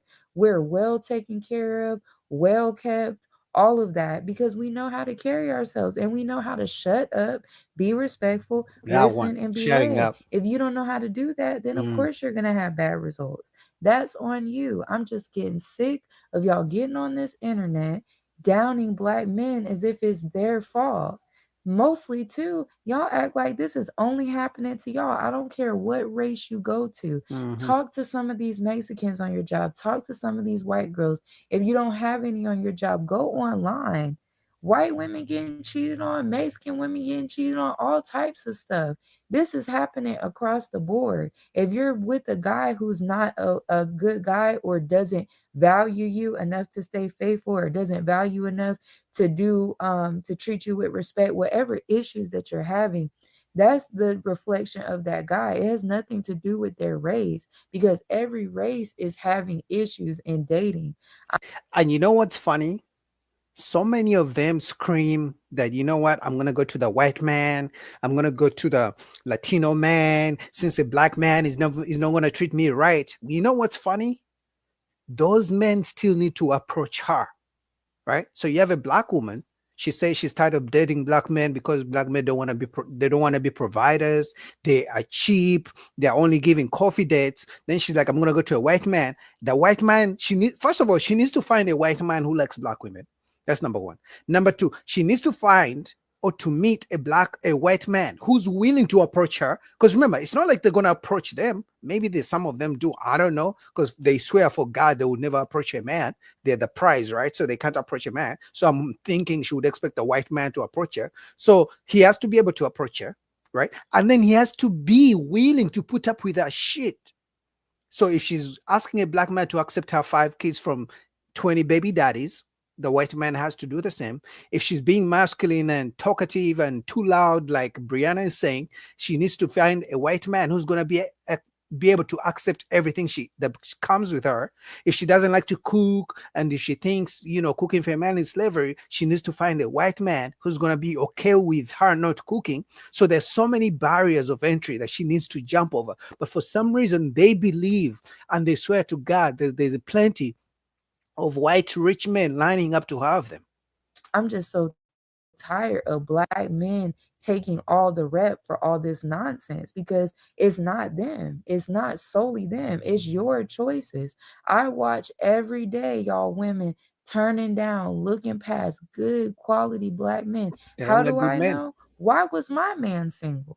My man was single for the longest before I found him. Just the fact that this amazing black man that I found was walking around single shows that y'all just be passing by the good ones. Why? Because he's not 6'5". He doesn't make Why? six Because figures. he's not a millionaire. Like, y'all are just always looking for this stupid stuff, and then y'all just don't know how to act. Y'all aren't into behaving the way that a man that you would like, and that is a good man that y'all say y'all want. Like, you have to know how to behave in a way that the person that you want will want you back. Y'all's behavior attracts bad men. It attracts the men that y'all are complaining about. That is all a reflection of you. I promise you, there are so many good black men out here, They're average. and They don't want them. the more y'all continue to act up, the more y'all continue to get on this internet, not take accountability, tarnish their names, they're going to dwindle off and they're going to go elsewhere. And guess what? These other races of women are going to snatch them up because they're happy to have them. They will. I agree. Let's play a game. I'm going to ask you guys a question. Let's line up 10 black men who are plumbers. I'm going to use plumbers for an example, right? Line up 10 black men who are plumbers. Line up 10 white women and line up 10 black women. Can you guys tell me which women are going to be more willing to get with those 10 black men who are plumbers? I'm going to say one more time. 10 black men who are plumbers, 10 black women, and 10 white women. What's the potential? What's the probability that white women are going to be more willing to date those 10 guys who are plumbers, black men, compared to black women dating those same guys? That's a question for you to answer. Love to have the black men that y'all just crap on day after day after day. So I don't know what y'all are going to do, but I really, really pray that y'all stop and really look internally. Nobody thinks that all black men are perfect, but they're definitely not the scum of the earth that y'all are painting them out to be. It's really a reflection of you, and you really need to do that inner work to figure out what's going on and stop spreading this crap on the internet, because it's all false. It's all false. And deep down inside, you know it, because you still want the black man too. You just not getting the results you want because you're not doing the work that you're supposed to be doing. That's on you, sis. Get it together. Man, shout out to Briana, man. I don't know why she stopped making videos. I really loved every time she dropped a video. Like, because it's so rare. First of all, even the way she speaks, like, I could literally turn off the video, listen to her speak, and I fall asleep because you can hear the femininity in her voice. It's so rare to find that these days, man. So I don't know why she stopped for some reason, but shout out to Briana. Um, I mean, good looking lady. She got a man. I mean, obviously, other women are going to attack her, call her a pick me, call her all sorts of things, because women, for some reason, they don't like a woman who speaks up for men. They don't like a woman who doesn't only say negative things. Am I saying all black men are perfect? Hell no. We got the YNs these days. We got the dope dealers. We got the gangsters, and we got deadbeat dads and things like that. But we are just saying, why don't women at least give good men a chance? Why do they consider a good man one who makes six figures? And if you make 60,000, you're not a good man because you don't have extra income to take her to 3 trips a year. Crazy. But shout out to Briana. Next, let's go to whatever podcast, and then we'll do a Diary of CEO next. You guys ready? I'm cooking. Let's go, man. Let's go. I'm not even gonna waste your time, man. Shout out to, let me see who's in the chat. 80 says, when wasn't there a dating site that showed that black women and Asian men were the least desired? I'm not sure about that, but I've heard some people speak about that kind of statistic. 80 says, pick me. You can learn a lot about women by observing women hating on other women. Yeah. Yeah, man. They don't like women who say anything positive about men. All right. We got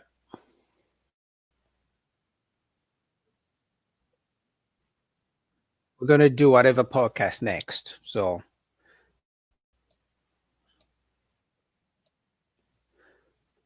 all right, whatever podcast. So let me just get this down and then let's get into it.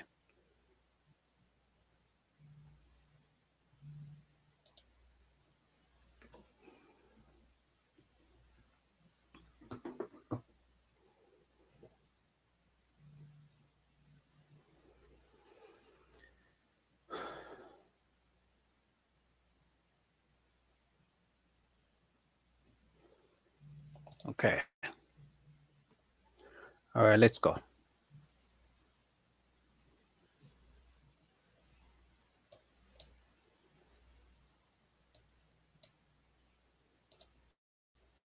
This whole, like, it reminds me of, it's like dating your father. For the guy, it's like dating the woman the same age as your daughter. High level men, let's put it like that, really high level men would never date younger women. Wait, high level men wouldn't date younger women? Yes, they would. You see new money, yes. Well, how let me young explain. is younger? Okay, let me explain. New money? In America, a lot of men have new money, so they date young girl. But if you go, for example, to Switzerland or Monaco or Russia, a lot of men won't date officially. I'm not saying behind the scenes. Officially, they would never marry or date a younger woman because they would be embarrassed. Behind the That's scenes, not yes, true. a lot of women have younger lovers. Well, I don't know about That's the not true. high status dating in Switzerland, but It's not just in Switzerland. It's majority of the world, high level, old money, generational money. They won't date a younger woman. It would be embarrassed for well, I them. don't know about old money the dating money, either, yeah, but I just don't get this whole like daughter, like father thing, because it's like, couldn't you just say the same? I Like, mean, would you want to see hold your on, father hold on, dating hold on. your a girl Hold on. the size of your age? Hold of on. your So it's sister? like similar age relationships are objectionable or sick because it's like you're dating your brother. No. He's the same age. but Do you that's want the to see same your logic. father? Wait, do you want to No, see it's your not. father dating some girl that could be in your sister age? How would you feel if your My father did father's it? happily married. No, but I'm just saying, My if your dad father did was do not, that once. if your My dad dad was not, engaged to a 26-year-old wait a when second, I was if in your college, dad it was was not weird. married, right, and he was, let's say, God forbid, and separated, and you wanted to date a girl that is in your sister age, would you feel comfortable with that? So I like, wouldn't in feel her comfortable with 30s, I don't have actually any objections. I would I'd not. actually be like, good for you, dude. I swear. No, I would Good for not you. want my father to Good for date you, someone. Dad. But you cannot judge because life, Yeah, me too. I wouldn't care. I'll be like, good for you. Okay. I mean, I don't care. some people do it, some people don't. We cannot control it. I mean, I think when the age gap gets big enough, you do have to start thinking about the motivations, not so much of the man, but of the woman. reasons, the Of reasons. course. Because it's like a 20-year-old dating a 30-year-old, it's not immediately clear if it's like she's with him for the money. But look at Cher's boyfriend. If it's a 30-year-old with an 80-year-old, Okay. Yeah, that's weird. It's- Like, Okay, come on. yeah, You're like yeah. in your sexual prime Yeah. and you're really gonna like shack up with this It's, guy. like, Like, come on. different I always am like, what the fuck? I would choose sex Here, over Brian, money it's what I said anytime. before. Like, Women money trade only does values so for much. money. Like, Definitely. Yeah, Or go very ahead. personal one. cares at the So end of the day? hang on, Desiree. I don't think my dad's gonna watch this, but my dad, when I was 24, he slept with a 22-year-old, and it made me feel some type of way. Yeah. I don't know why. I had the same I really hope he doesn't watch this. experience. I had the same experience. But it just made because I was like, Dad, that's disgusting. She's younger than me. I'm your daughter. Like, I was like, and what are we I gonna bring her to associated it. parents That's day just at the truth. college? Like, what the fuck is Okay, this? well, it It made was you weird. Desiree, I don't know what you're. Yeah, these women are too emotional. Like, why are you worried about what your dad is doing? Like mind your business as a kid. Like when we were growing up, you're not supposed to be in adults' business. Leave the business of the adults to the adults. Why are you worried about what your dad is doing? If he's not committing a crime, why are you worried about it? It made you feel a certain way. You're absolutely I guess, but in that way, I mean, I'm just saying. It's just a creepy vibe because then you start thinking, oh God, what is the man thinking about me? I agree You know, with it's you. just a weird mind trip. I personally think it's weird if you're like if you're under the age of 25 dating someone like 10 years older. Yes. If that makes When sense. the woman in her 30s, it's different, but she's right. I think anyone under the age of like 25 should date someone within their range. Yeah. If they're like Mhm, in their like absolutely 30s dating someone that's older, that's fine because they have their life together. Full frontal lobe. Definitely. Their full frontal lobe is developed at that point. But I don't think like Here we go with this frontal lobe BS. I hate this frontal lobe BS. Like, you know why I hate this shit so much? Because women claim their frontal lobe is not developed if something doesn't benefit them. But when a woman, an OnlyFans girl, takes what's the guy's name? Money from him, Shannon Sharp. When she takes money from him, they don't talk about the frontal lobe. So when a woman wants a man for money, even if she's not 25 yet, they call it go queen, do what works for you, don't lower your standards, because she wants a guy who has money. But when an older guy wants a younger woman, oh, her frontal lobe is not developed. Oh my God, don't try to date younger women. Their frontal lobes are not developed. So why don't they say the same thing when the so-called younger women with frontal lobes that are not developed want men with money? So it only works when it's men who want women, but when women want tall guys, good-looking guys, celebrities, and rich guys, then their frontal lobe is developed. Or at that point, it doesn't matter. Like that actually pisses me off. say like someone my age dating like a 40-year-old. Oh well, I mean, like but can I hear an actual argument for why it's wrong? I tell you why it's wrong. Like, I get that it makes you feel it's gross, but like, can I hear an actual argument First of all, or why it's wrong? Energetically. What? Listen to me. Energetically, your energy when you're in your 20s and your 30s and your 40s, it's completely different thing. You're right. I don't But other wanna people date like a young jaded, girl. Wait, let me explain. 35-year-old. Today, men in their 50s and 60s, they want to sleep with a younger woman. They have to take Viagra or all these pills. So what? The younger women want money from those guys. So what's the issue? A lot of them, when they get older, they have to take pills in order. And younger girls and younger girls want to have more sex. So in the beginning, they get want excited, money. but when they get a little bit more older, everything changes. She wants to go out. She want to, she feel like she already raised a kid. She want to do things, and he's already becoming really old. Between you and me, for a woman, it suck. Young women, they don't understand it. To get married with an older guy, for a woman, it suck. For the men, And you guys notice it's an older woman who's complaining that men want younger women, right? You notice that she's the loudest in the room. I'm sure these other women are way younger than her, but she's complaining because the men her age don't want her. The men her age want these other younger women. And it's You're perfect. talking about like 50, 60-year-olds. Yeah. So here, we'll Okay. just use me as the guinea pig. I'm 35. Yes. I'm 35. What would actually be wrong? Like, make actual arguments besides it's 18-year-old? gross and icky. It's No, not let's wrong. Say 20. Let's say 20. It's not wrong. If you want to have sex with a what is 21-year-old, your reason for being interested in a 20-year-old?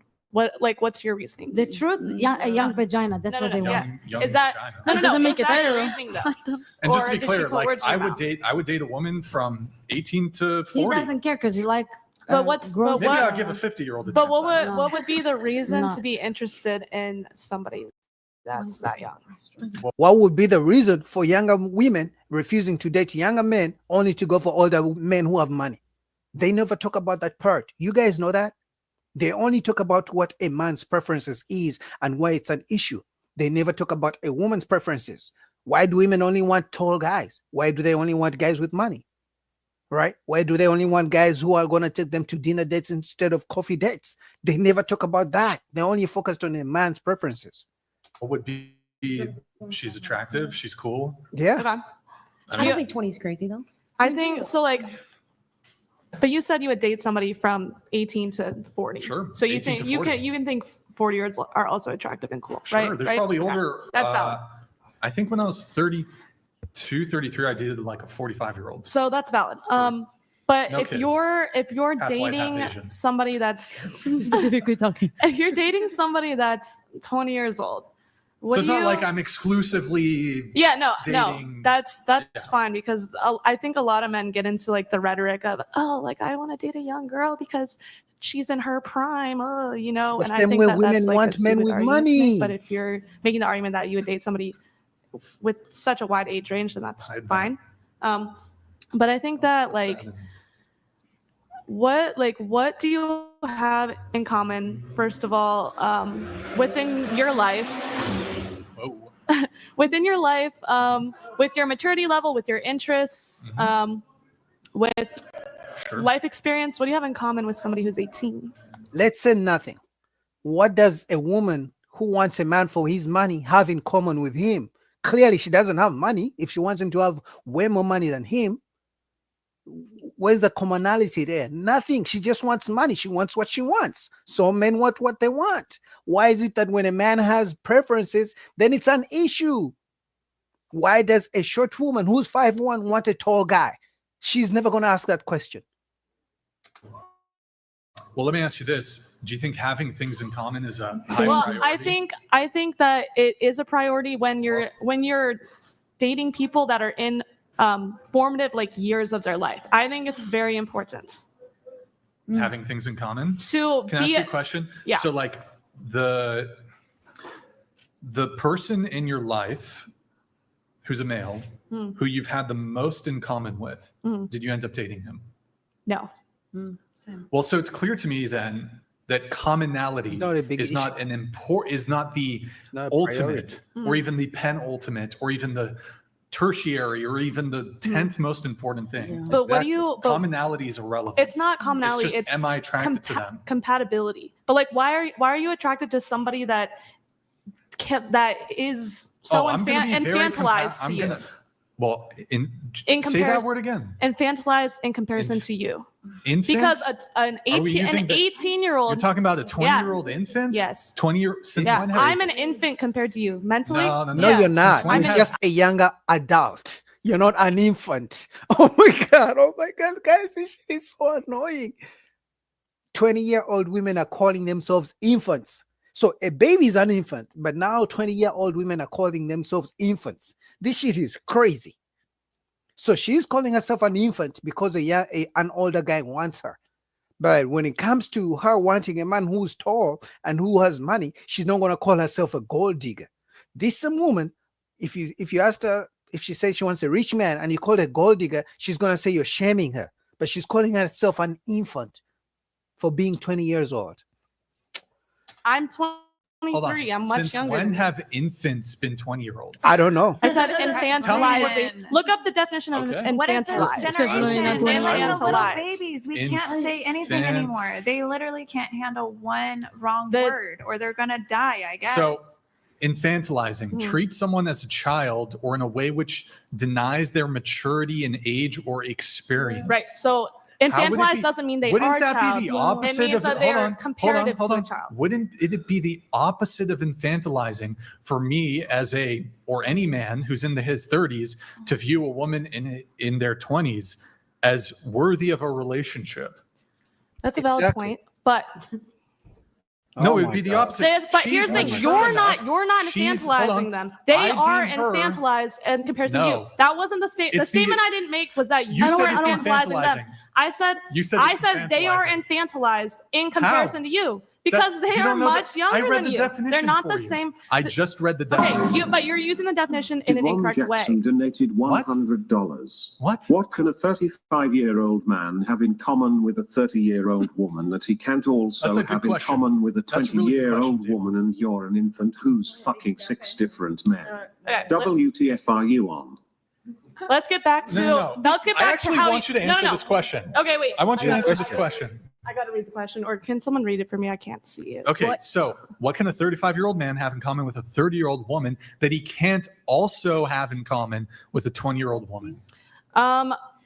What stage in life? What stage in life are 20-year-olds in, and what stage in life We are don't 30-year-olds? care. Just answer the fucking question. You claimed a man who's 35 cannot have anything in common with a 20-year-old. So we're asking, what's the difference? Tell us those so-called common things he would not be able to have with a 20-year-old woman. What are those things? And then she goes back to ask a different question. Like what part of their life in their formative years are they in? We don't so care. Let me ask you a question. Okay, let's go. Hold on. No, okay. I'll engage with you on the stage Okay. of life thing. Go. So let's assume for a second that are you familiar with this term failure to launch? Yeah. So somebody who they haven't gone to school, they haven't like gotten really a job, they stayed at their home and kind of like fucked around and did nothing, and they're 35-year-old man who's just failure to no launch, college degree, and failure to launch, never had a girlfriend, nothing. And right? don't you find, and then compare it to like a boss babe, 22-year-old who just graduated college and she's going off to get $100K a year job. And don't you find that suspect that a 35-year-old man would it be a failure to launch and have something in common with an 18-year-old? Oh my god, guys, I can't watch this anymore. She's pissing me off. I'm sorry, like oh my god, I don't know how Brian does this every week. Oh my god, I'm speechless. I don't know about you guys, but if I'm pissed off, I can guarantee some of you guys in the chat are pissed off. So shout out to Brian. I'll put the link down below. Let me just go to the next video. Oh my god, this shit was annoying. Oh my god. I'm sorry guys, I can't do that. Let me go to the next video. Let's go to Dario, the CEO, and we talk about why men are refusing to date and why it's pointless, in my personal opinion, these days to date. You guys can disagree or agree, but after you watch this video and hear my thoughts, you'll see why I'm saying it's pointless to date these days.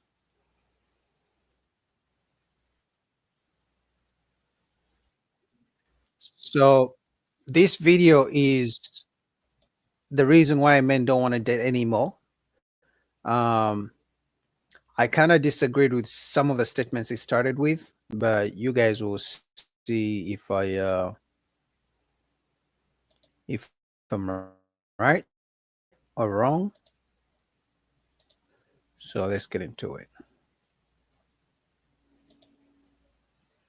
What's up, guys? Like the video, support your boy. Boogie Army, stand up one time. Just like the video, support your boy. We back in here with another live stream on a nice Monday. So let's get into it. I apologize for the background in the back for the background noise. I live near an airport, so there are lots of airplanes all over my place. So anyway, let's get into it. I really want to just close off on the point about the world that men find themselves in before we move to the world that women find themselves in, and then try and tackle some of those problems. So they're lost in terms of understanding what masculinity is. We know that they're finding it harder to find dates. They're finding it harder to have sort of sexual relationships.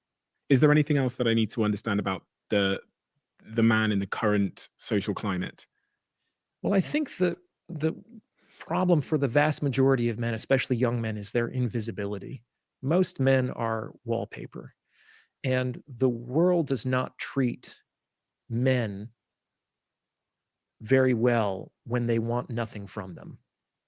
I talk about that in the very first pages of the book, that to understand why some people are rich in relationship opportunities, whether they're romantic, professional, friendship, etc., and other people are not, it's not correct to say that it's the good people who have relationship opportunities or the virtuous people. It's the people that other people want things from that have relationship opportunities. If you have more of what other people want more, you are going to have relationship opportunities throughout your lifespan. And that's very difficult, because imagine being an 18-year-old man who have no money and you've never had money. You may not have a job. You may never have had a job. So you have no skills. You're kind of invisible to women because you don't have yet anything that women might find conducive for a long-term relationship. If you're cute, they might hook up with you. But if you're not even that, I mean, why waste their opportunity? Why waste their time? They're going to when reject there are other more attractive options available. And you're also kind of useless to most men because you don't yet have the skills and the experience to be a good team player. Like, I wouldn't want you on my squad if you've never been out in the field. You're going to be a liability. You know what I'm saying? I don't have to carry your ass off the field. So you can't be here either. And that creates obviously the catch-22, which is, well, where am I going to get the experience if no one gives me a shot? It's actually very difficult to be a young man.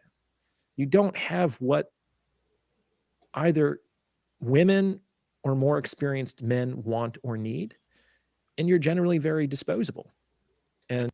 But you know what happens to a man like that? Once he figures himself out, once he works hard, he goes through the tough times, he gets rejected by 1,000 women. By the time he gets 45, I can guarantee you, he doesn't want nothing to do with those people. Because it's like, okay, the men didn't want to be my friend when I was down bad. The women didn't want me when I was broke. Now I have money. You expect me to commit to a woman? No. And guess what? The guy they rejected when they were 18, 20, 21, 22, 23, 24, 25, the same guy they rejected because he was young, he was not mature enough, he was not tall enough, but then he finally gets the money when he's 45, and the women are 45 too. They got a couple of kids that divorced. Now they want this guy. This is the guy they complain about that he doesn't want to commit. They forget the times they used to reject him when he was a kid, when he was still a teenager, not even a kid, when he was a teenager, when he was a young adult. They forget the times they rejected Henry. Now, Henry, has his business going. He's a master plumber, master electrician. He got his own house. Now the women who used to reject him want him. But why should Henry give them a chance when he does remember what he went through when no one wanted him because he wasn't as useful? Unfortunately, we've seen that. I mean, young men have a very high mortality rate in all kinds of ways. They were shipped off to wars. You talked about the suicide epidemic among older men. Well, it's also very high among adolescent boys as well. It's hard to be a young man. I remember one of my guests telling me that about a study where they analyzed the suicide letters of men, and they looked at the words used versus the words used in female suicide letters, and the most sort of frequent sentiment amongst those letters was about feeling worthless, feeling like you weren't needed. And the guest on the podcast concluded that really what we needed to find a way is to send a message to men that you are needed. And it's a strange thing to say, but it correlates perfectly to what you were saying. The message sounds good, but it would be better to actually have opportunities to be needed than to be told that you are needed and that you are valued and that you are cared for. That's a nice emotional sentiment that doesn't really keep the demons away at night. Doesn't go a long way. People need to feel connected to other people. They need to feel like they have a place in the world. And it can take quite some time to discover that.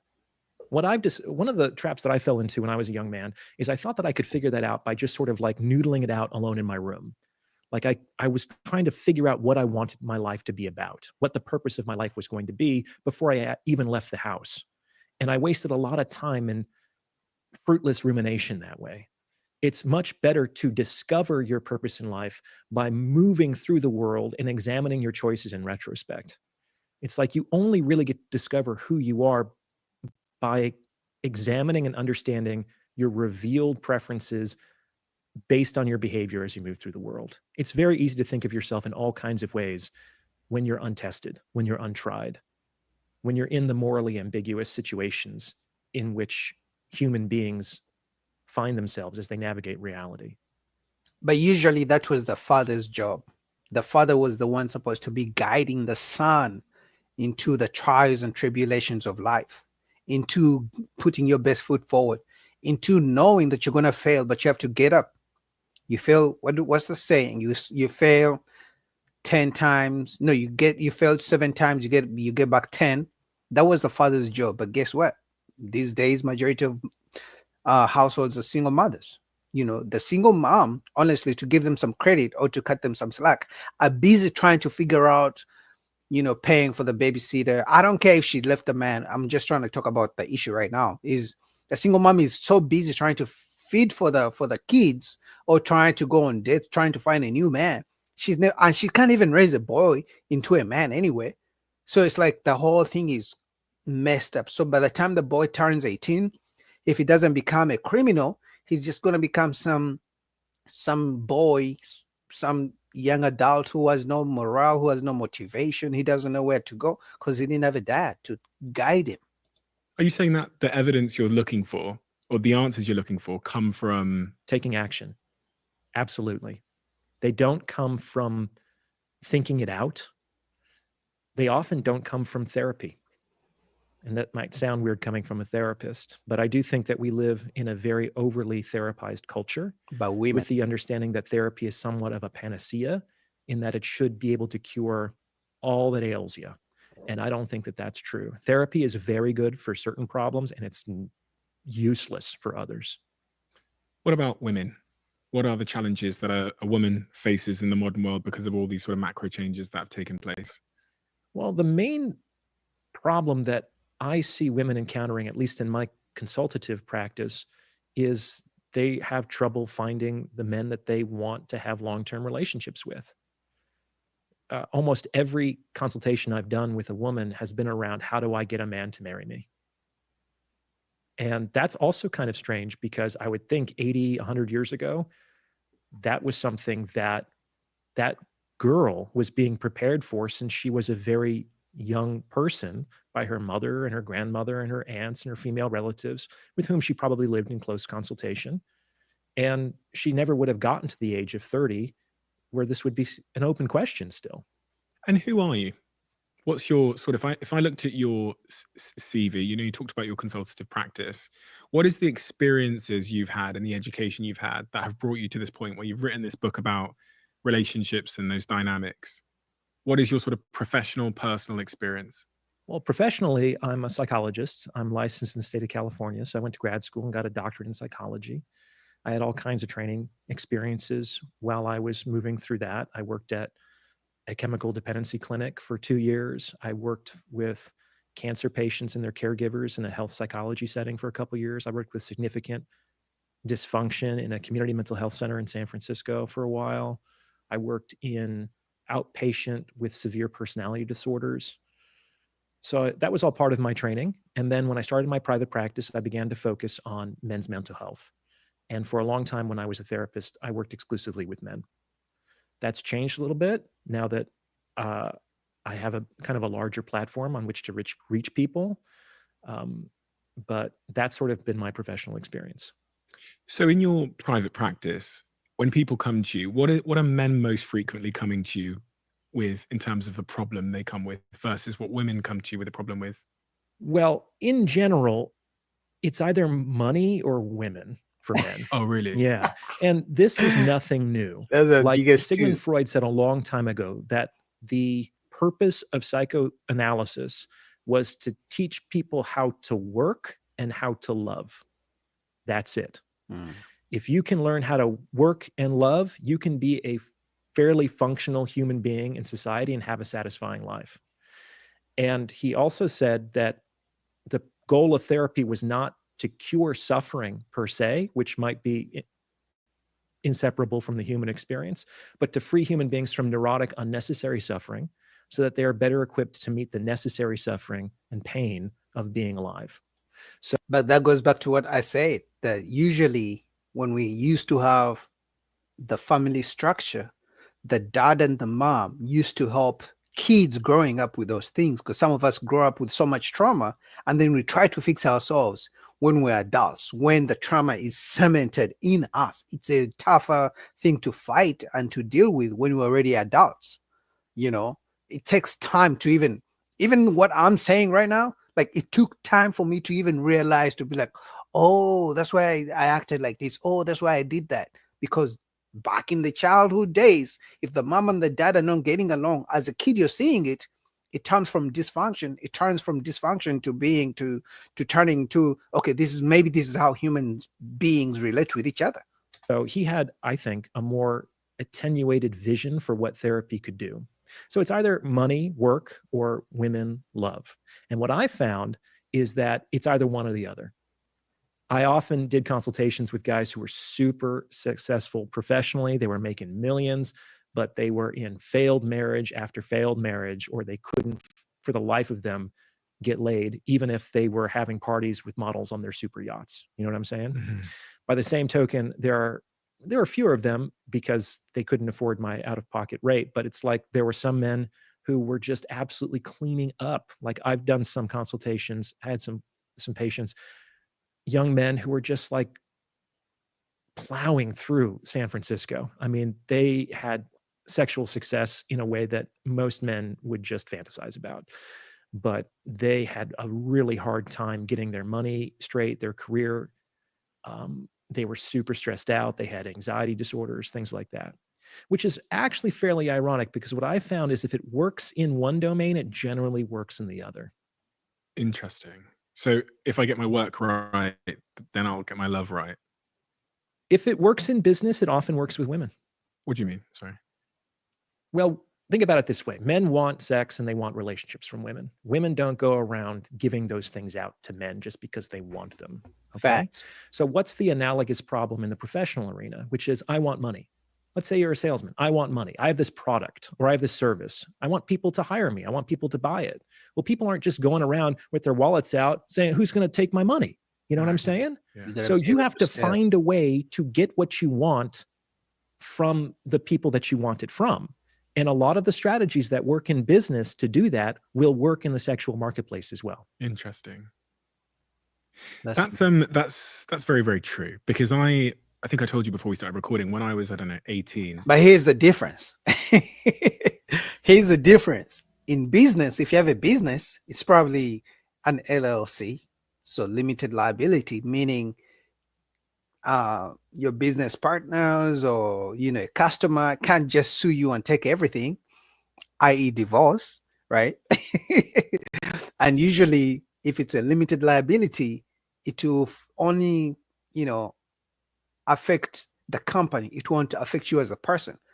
So that's why it goes that just because you have a prenup doesn't mean it won't affect you. In a business, nobody's going to take your kids. Yeah, the same thing. You're going to get the customer in a business. You're going to get the woman, but the repercussions when that deal goes wrong are completely different. There was this pickup artistry book sent to my house. I think my older brother had ordered, but he ordered it to the wrong address because he had moved out to university. So he said, just keep it. Lucky accident for you. Yeah. And I sat there and I read it cover to cover without moving. And actually, much of the principles I learned about pickup artistry, about attraction, about being a high value male are actually things that I took into business when it comes to negotiation, sales, persuasion, and all those things. So I do see that translation. Well, another thing is that often when I say that, because people have all kinds of associations with pickup, they think it's kind of sleazy. Yeah. And it's especially for guys who couldn't get laid otherwise. And so they have to use manipulative tactics to get what they want. It's like, okay, well, yeah, welcome to advertising, right? Yeah. So that's one side of it. They think that those strategies just work to get laid or to have casual sexual relationships. No, they often also work in long-term relationships, not only because generally the pathway to a long-term relationship is through a more casual arrangement. Usually people date and hang out and sleep together for some weeks, some months before they define the relationship, right? So they kind of, for better or for worse, have to go through that proving ground before they get to here, right? But like, it's really important for long-term relationships. It's one of the principles for long-term success is complementarity of skill sets. It's like if you're a startup founder, you want somebody who can do very well the things that you cannot do. Mm-hmm. Like having two CEOs is just a recipe for competition, struggle, and strife, right? Mm-hmm. Yeah. So you need people with complementary skill sets in order to go the distance. Mm-hmm. In my experience, 90% of successful relationships are based on selection. If you can understand yourself, accurate self-knowledge, and you get better at discerning other people, you can have satisfying relationships with lots of different human beings. With lots of different human beings. Keyword, lots. So he's not saying just because you have good discernment that you're going to find a woman to stay with for the rest of your life. No, he's saying you're going to find a woman and then she's going to be good for 2 years and then you're going to be willing to leave her and move on to the next woman. But is that success? Is that successful if you're going to be with lots of different human beings? Is that what we consider as successful relationships? Keyword, lots of different human beings. So in other words, he's saying you can have a good relationship with this woman, leave her, break up with her, moved it to this one, moved to the other one, but is that successful? Because you use keywords successful with lots. Is that the success, or is it supposed to be I'm successful with this person, let me stay with this person for the rest of my life? Just something to think about. That's something that stood out for me. We're going to get into figuring out how you do that, but on the point I asked you there, I said, what do men come to you with in terms of problem sets? And you said money and women, ideally sort of working women, or work and love. So what do women come to you? They want to get married. So they just come to you with the love problems. Yeah, I mean, they do that now because I talk about lots of things on my channel, but by far the most successful videos are the ones about intersexual dynamics. And so that's kind of what I'm known for. And so there is a bit of a selection bias there, as the most popular videos are me talking about men and women. And so increasingly men and women come to me about their relationship issues, right? Mm-hmm. So that makes sense. But women use therapy for all kinds of different reasons, right? We know that women are by far bigger consumers of therapeutic services because they like to talk, in particular, like actually going to therapy, and also more generally, like they make up the lion's share of consumers for just self-help material in general. Like there's a big market for that kind of self-betterment and self-improvement in the female marketplace. Because they like to talk and when someone we talks. also know that about 85% of mental health practitioners are women. Like when I was in my training, I think I was one of 3 people in my cohort that were men. I would interview at some placements where there weren't any men at all on the staff whatsoever. And just like I can appreciate that women might not feel entirely comfortable going to a man with certain of their issues, I know for sure that there's plenty of men who wouldn't feel comfortable going to a woman about some of their concerns. Because women would never understand the man's struggles. Like, why is a man going to sit in front of a female therapist telling her how he's having struggles with women, and you expect her to give you like real concrete advice? Like, she's probably going to tell you to buy more flowers and spend $500 on a dinner date. So when they talk about why, you often hear it's usually women, they're dissatisfied with men's lack of interest in going to therapy. Men would literally want to refurbish a train, then go to therapy and talk about their feelings. Well, it's because there aren't a lot of male practitioners. And I think what's good for men isn't always what's good for women, and vice versa. What's good for the goose isn't always what's good for the gander. What I found is that women generally talk to process their emotions, and they're more keen on emotionally focused strategies, right? Whereas men, they try to resolve things through action and through solution. And they often see that just talking about their problems and paying for the opportunity to do so to be a complete waste of time and money. And I can understand why. Now, it does have its place. Like, it's very important for some men to be able to have a safe space to really share their experience and talk about this stuff, because, man, they can be judged harshly if they open up to the wrong people. So there's a time and a place for that for men as well, but it's generally not every week for several years. So let's go into those 3 different problems then. So if a man comes to you and they are expressing an issue with love, they're trying to get laid, they're trying to find someone, where do you start? What are the sort of foundational things you need them to understand for you to all get focused in the right direction? Well, I usually start with what they've tried in the past and where in the funnel they tend to be experiencing their difficulties. Like the advice is very different if you're not getting any matches on a dating app, or you haven't been able to get a date in months, versus I can get with women, but after 3 months, everything kind of seems to fall apart, or everyone just wants me for these long-term relationships, and I just want to be able to play the field. So it's really depending on the goals of the man in question and where he's experiencing the difficulties. So if he's at the top of the funnel, so when we talk about funnels, if we have the top of the funnel is, you're meeting people, maybe a little bit further down the funnel is you're, having some kind of relationship with them short term. And then at the very bottom of the funnel might be like marriage and kids. Sure. So at the very top, so if they come in at the top of the funnel and they've got problems just like meeting people, where do you start? That's a tough one. I think it's a good idea in today's day and age to have kind of a dual strategy. I think that you can use the apps for what the apps are good for, but overly relying on them as a solution for your dating woes is probably not correct. You're going to have to get out there and get better at your people skills, because even if you do match with somebody, if you're more of an introvert, if you have a lot of social anxiety, even if you manage to get someone off the app into the real world, you might be able to blow it because you're going to be nervous, you're going to be uncharismatic, you're not going to know how to lead the encounter in the direction of a sexual experience if that's what you're looking for. So, you know why I kind of disagree with this guy with his advice? I'm not saying that men shouldn't dress well, shouldn't be nice to women, shouldn't be confident, because you know, I know that even men want a woman who talks nice, who's kind, who smells good, who's dressed well. You know, we are human beings. We love people who look nice, who dress well, who smell good around us, right? But the issue when it comes to dating advice that involves getting a woman to like you and things like that, and relationship and marriage, is it's all based on how a woman feels. What I mean by that is that today she feels like she loves you, you're the best guy. Tomorrow she could wake up for absolutely no reason. You could still be doing the same exact things you did yesterday, and then today she doesn't like you anymore.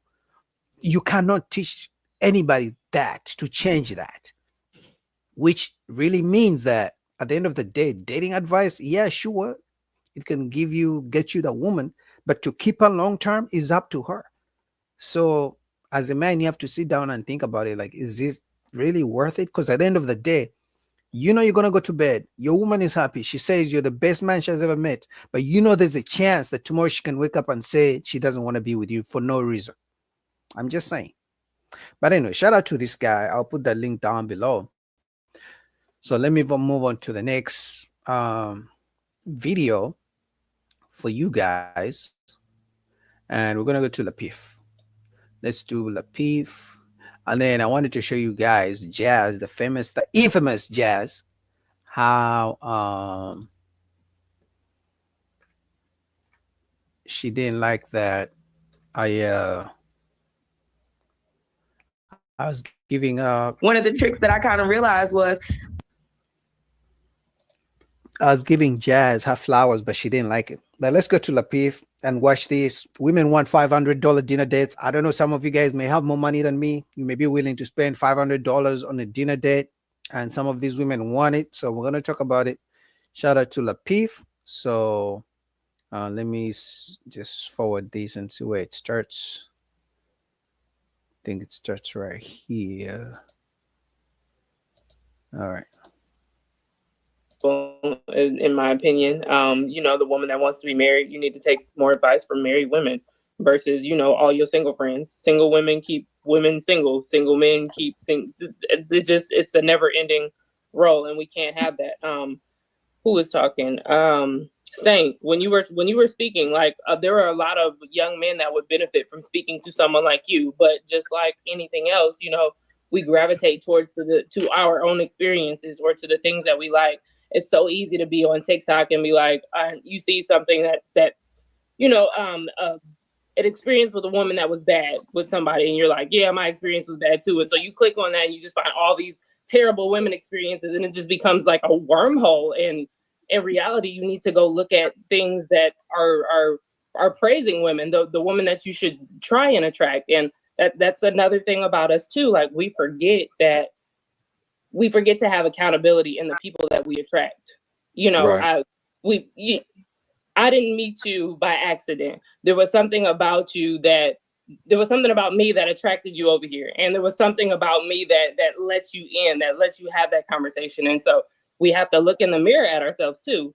These men that are complaining about this certain type of woman, these women that are complaining about a certain type of man, you are attracting this certain type of man because there are good women out here. There are good men out here, and you have to adjust the things that you do, adjust the things that you're even attracted to, you know?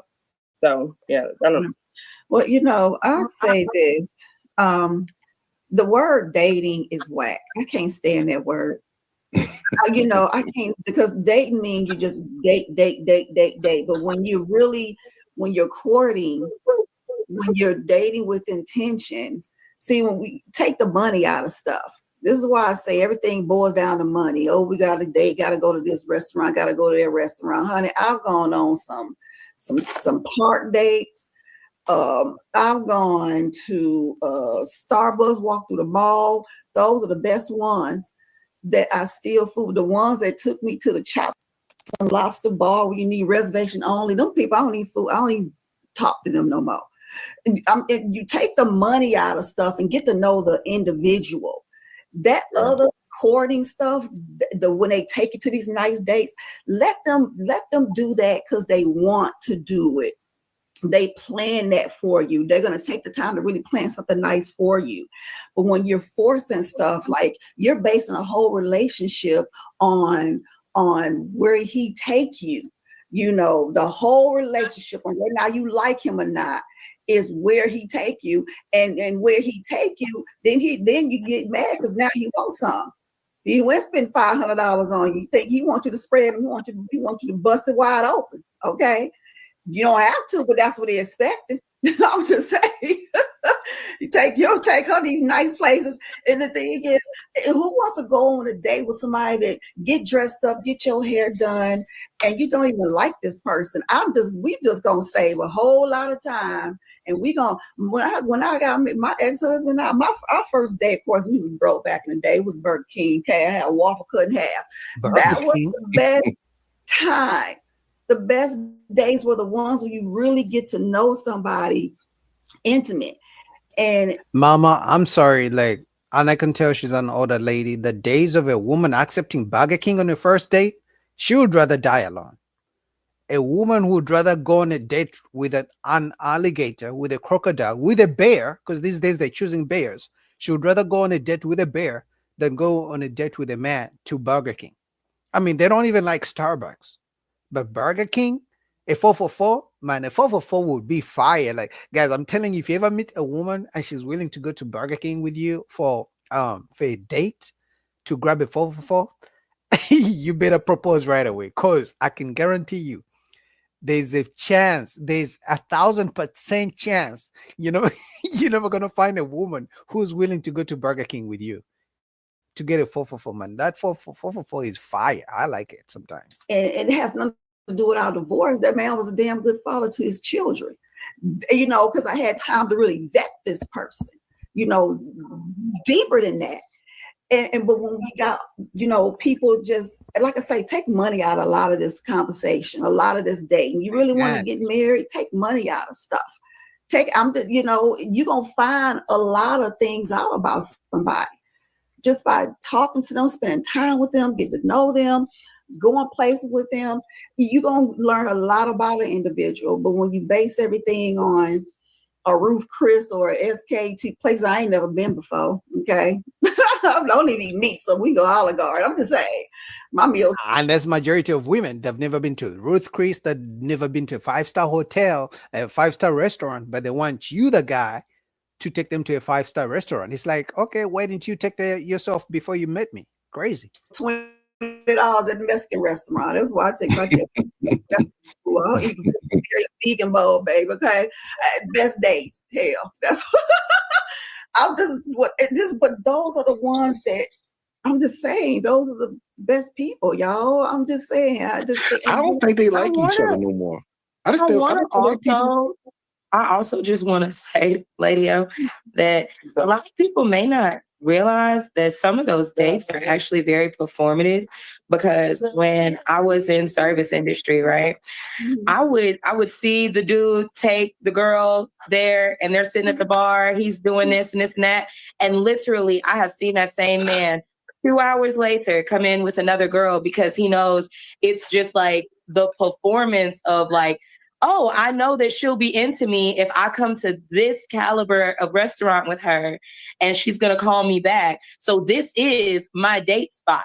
It's like, you're a regular, and within this 3-day time span, I've seen you with 8 chicks at this bar sitting here for happy hour. And the trick that you mentioned, STK, it's kind of funny because I don't know if you remember a conversation we had. One of the tricks that I kind of realized was, men have started to get savvy about stuff like that because they're like, oh, she wants STK. Cool. STK has a happy hour from 6 to 8. So when you want 6 martinis and you want steak and frites and you also want 2 appetizers, all of that came half off. All of it. So you thought he gave you a $500 dinner. He gave 3 girls a $250 dinner all on that same Tuesday. Yeah, but what's wrong with that? I mean, because if women, all they care about is the money and the expensive dinner, what do you think men are going to do? Because do you expect a man to go on dates with 10 different women? They all reject him. They all ghost him. And he has been spending so much money on them. Guess what? Men like to adapt. Men like to adapt to the situation. So men are saying, hey, listen, if you don't want to do a coffee date and they still want to go on dates, they're going to take you to happy hour. I mean, to me, honestly, the smarter men are the ones who don't do dates at all. But for men who are still doing dates, because I can guarantee you guys, I've said it like a million times, write down all the names of the women you've been to dates with, right? Multiply how much money you've been wasting on those women, because I can guarantee none of those women are in your life, but you spent hundreds of dollars on those women. And what did you get for it? Nothing.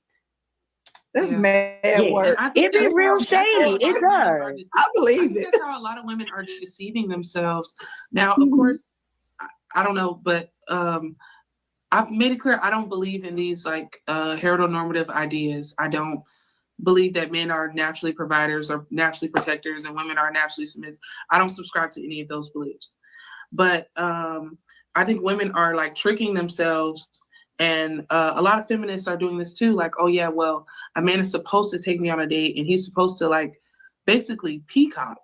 And the truth is, it's like you end up deceiving yourself because you put this man in a position to where, okay, he's supposed to protect and provide. And the way that he's supposed to demonstrate that he's capable of doing so is by dates and gifts and all this other stuff. But what you're doing is you're tricking yourself. You're literally infantilizing yourself, for lack of a better word. Like, and they don't care. They only care about the dinner date. Because first of all, chances are they're never gonna call the guy back. Most of the women you go on dates with, guys, they don't like you. They just want the free food. Honestly, to be honest, I probably would do the same. Well, I don't like to waste my time. But if a person was offering a $500 dinner date, I probably would go. Especially knowing I'm probably never going to see them again. I'm probably never going to call them again. I'm just going to block their number. That's why women do that. So until men adapt and change and refuse to take women on expensive dinner dates, women are still going to ask for them because they're men willing to do it. Because remember, what women say is some guy will do it. If you're broke, just say that. You're broke and dusty. You can't afford me. And I'm an expensive. Every woman believes she's an expensive woman. But anyway, guys, what do you guys think about that? Shout out to Lapif. If you guys want to do expensive dates, some of you guys probably have more money than me. But personally, no $500 dinner date. I can invest that money easily and use it for some other shit. Let me see what you guys are talking about in the chat.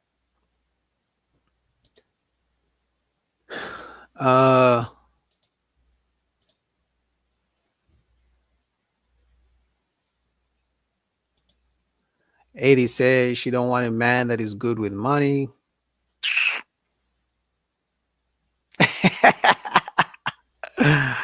Infantilizing. Yeah, that was a weird word, infantilizing.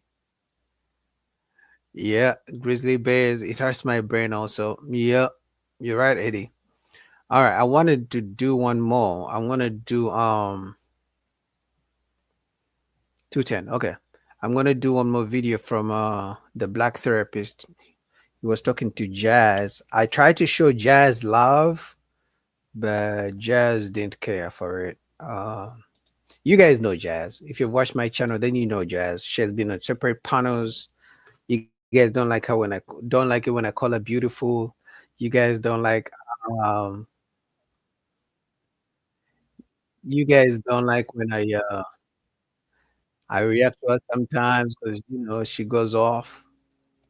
But yeah, let's react to her real quick because I did show her love. Because honestly, I like Jazz. First of all, she's good to look at. She's a nice chocolate sister. But like, I like her because she's at least willing to have the tough conversations, because most women are not willing. Oh yeah, I know, Mariam. I know you don't like. Mariam is one of those people who hate jazz. I don't know if okay, hate is a big word. Who doesn't like jazz? Every time I make a video reacting to jazz on a panel, Mariam goes in. Like her personality makes her ugly. Yeah, well, I'm not trying to date her, so I don't know about her personality. Mariam, you wanna come on? You wanna come talk? You wanna come have a chat? I don't know if you're willing, but yeah, Mariam doesn't like jazz, man. That's for sure. So Mariam, I don't know. So now I'm even scared to play this video because I showed Jazz some love. She was talking to the black therapist, Jeff St. James, but she didn't like it. Oh well, she didn't like that I said I don't agree with everything she says. But I'm gonna show you. It's a quick, nice little snippet. So you guys, I just wanted to give you guys the context, but let me show you. But what's up, Mariam? Thank you for supporting your boy. Thank you for watching my videos and commenting. It really means the world to me. I know you probably don't agree with everything I say because I mostly talk to men anyway. But anyway, let me play the video. You guys will see what I'm talking about. I was trying to show her love, but she didn't like the fact that I was showing her love. So no, she didn't like the fact that I didn't agree with everything she says. Let me put it like that. It's a short, quick snippet. It's crazy. Like that's gonna weigh more to me than anybody in the chat who I've never spoken to, never met, don't have a relationship with. Yeah, and you're right. And you're right. Like, so you, who I've talked to, I've been told that I hate women, that I hate black women when I point out things that they need to improve on, that I hate black men, that I'm self-hating because I'm critical of certain political parties or movements. I'm told that I hate everything and I hate myself. I hate my mother, like the whole nine. I'm gay and all. Like in reality, if I know me and the people around me still accepts me, and then the people I'm doing this with also thinks that I'm not stupid and have something valuable to say and share, that's sufficient for me to do this. All this other stuff is like a bonus. Yeah. No, you're right. And that's you. That's got to be you. Like, so let me skim down because I know it could be my ADD too. I say getting distracted and like looking at comments and everything. Essentially, I know it doesn't really matter like that. It just is. It baffles me. I think it's just like, damn, like, is that really how y'all feel? Like I'm ugly and stupid and masculine because I'm just. But whatever. Thank y'all. Boogie, my guy, Jazz, don't be so hard on yourself. We love you personally. I've been called a simp for saying you are very beautiful, but still I disagree with you 99% of the time. Good conversation tonight. Boogie, I did an interview with him like a week or two ago, and he reacts to everybody's stuff. He's reacted to you, he's reacted to me and everybody. It's not always positive. He doesn't always agree, but the fact is, he's like, okay. See, but my lens is, somebody who doesn't agree with you 99% of the time is telling you not to be hard on yourself. Mm-hmm. You focused on the 99% part. I focused on the part of him saying, don't be hard on yourself. We love you. I've even been called a simp for calling you beautiful. You was like, but that 99%.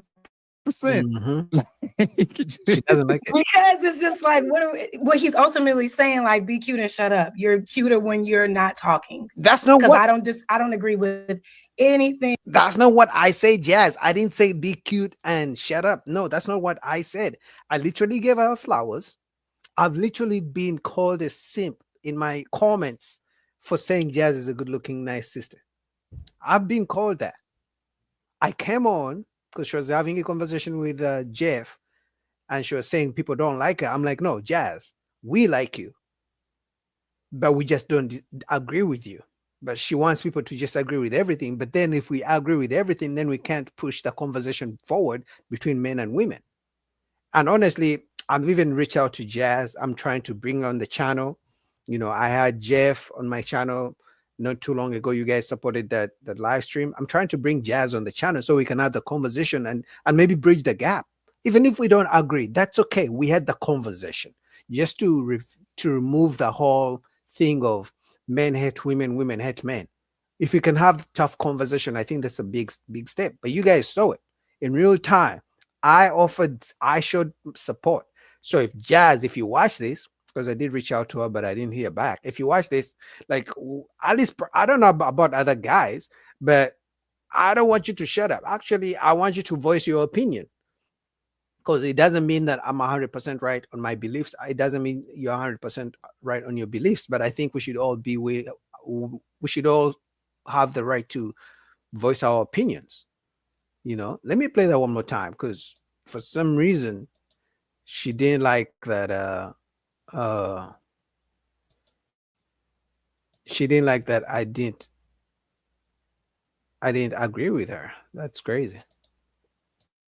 Still, I disagree with you 99% of the time. Good conversation tonight. Boogie, I did an interview with him like a week or two ago, and he reacts to everybody's stuff. He's reacted to you, he's reacted to me and everybody. It's not always positive. He doesn't always agree. But the fact is, he's like, okay. but my lens is somebody who doesn't agree with you 99% of the time is telling you not to be hard on yourself. Exactly. You focused on the 99% part. I focused on the part of him saying, don't be hard on yourself. We love you. Honestly, that's even a better percentage, because I used to disagree with that 1,000%. The reason I said 99.9% is because she was willing to have a tough conversation with Jeff, holding her accountable. Because, the whole stream, he was trying to hold her accountable and putting the mirror in her face and showing her why some people think she plays victim, like Mariam said, and things like that. So that's why I went from 1,000% disagreeing to 99.9%. So, Jazz, I kind of agree with you, 0.1%, but it's still, 0.1%. It's still something. It's not bad. I've even been called a simp for calling you beautiful. You was like, but that 99%. Because it's just like what he's ultimately saying, like, be cute and shut up. You're cuter when you're not talking. Because I don't agree with anything that you agree with that you say. So what? But I didn't say don't say nothing. I just said I disagree. It doesn't mean be cute and shut up. It just means I disagree. That's it. I know. It's just I'm just developing a thicker skin for this. It just is baffling with to me sometimes how people can be so hateful and not really know who you are. So I don't hate appreciate the love and everything else. Definitely a misunderstood. Da da da da da. But that's what I'm saying. The initial response is to be mean to women. It's like, why y'all? That's not true. I guess if I got up here and said, cheat on women, beat them up, take our rights, come on, no, yeah, that's right. She'll be married tomorrow. Women just shut up. Don't be educated, just cook and clean and don't do anything for yourself and do everything for a man. That's when I'll get. Well, I'm gonna tell you this. That's when I'll get it. Well, I'm gonna tell you this. If I just commented in the last 3 minutes and told people to share how they actually feel at the tail end of this. If they really didn't feel this, they wouldn't be typing this stuff. So it turns out that there is some people who actually apparently is your fans, or even they didn't even start out as your fans. And my point is like, I think the way this conversation went and the way in which you were so receptive, and even though you gave pushback and I gave pushback, it was respectful. And the people who can acknowledge that were honored. So I think that's our tribe, is the people who acknowledge that we're trying and that we're authentic and we're imperfect, But yeah, so I held you long enough. Why don't you? Anyway, man, shout out to Jeff. I just wanted to react to that small snippet where I gave my flowers to Jazz. I honestly believe most guys don't. Obviously, not even Jazz. Most black men don't hate black women. It's the attitude. That's it. Like some guys put up with it because she has a big booty. Not Jazz. I'm not talking about Jazz. Like just any woman in general. Like most guys are in relationships with women because, she got the big booty. He doesn't want to, miss out on the sex because he knows if he gets back into the dating world, it's going to be tough before he finds some consistent sex. He doesn't want to be lonely. So most men will put up with a bad attitude until I don't know, until when he can't do it anymore. But for the most part, I mean, men love women. It's just that it's the attitude. Black men love black women. But what do you guys think about that? Shout out to Jazz. Hopefully, one of these days I'll have on the show, on the channel, so we can talk about the disagreements. What do you guys think about that? Shout out to Jeff. So I'll put down the links below. Guys, this was a good show. But unfortunately, all good things come to an end, just like your relationships, just like your marriages. I ain't shit. Guys, don't come for me. I'm just joking. Don't come for me. I'm kidding. Oh my God, Mariam doesn't like jazz. Mariam says, "Shut up and make a sandwich."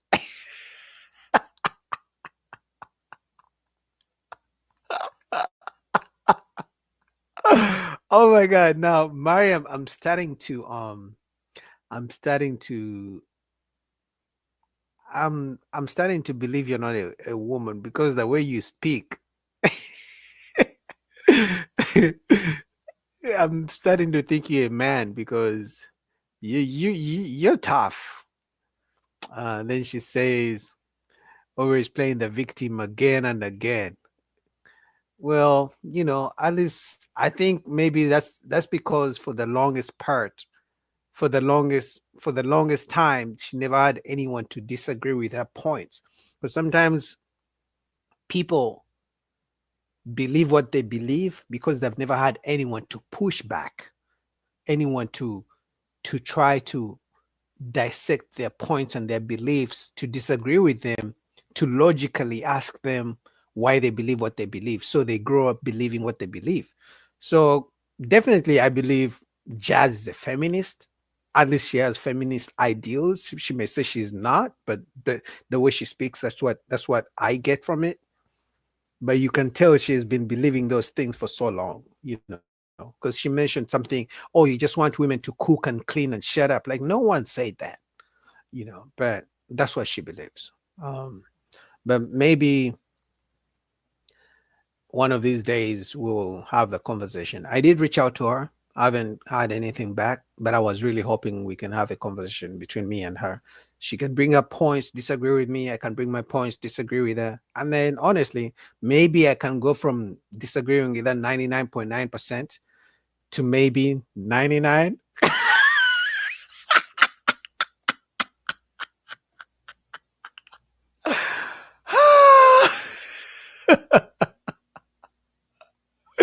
You know what I mean? That would be good. From 90, because I came from 1000% disagreeing with Jazz to 99.9%. So if I go from 99.9% disagreeing to 99%, that's a big milestone.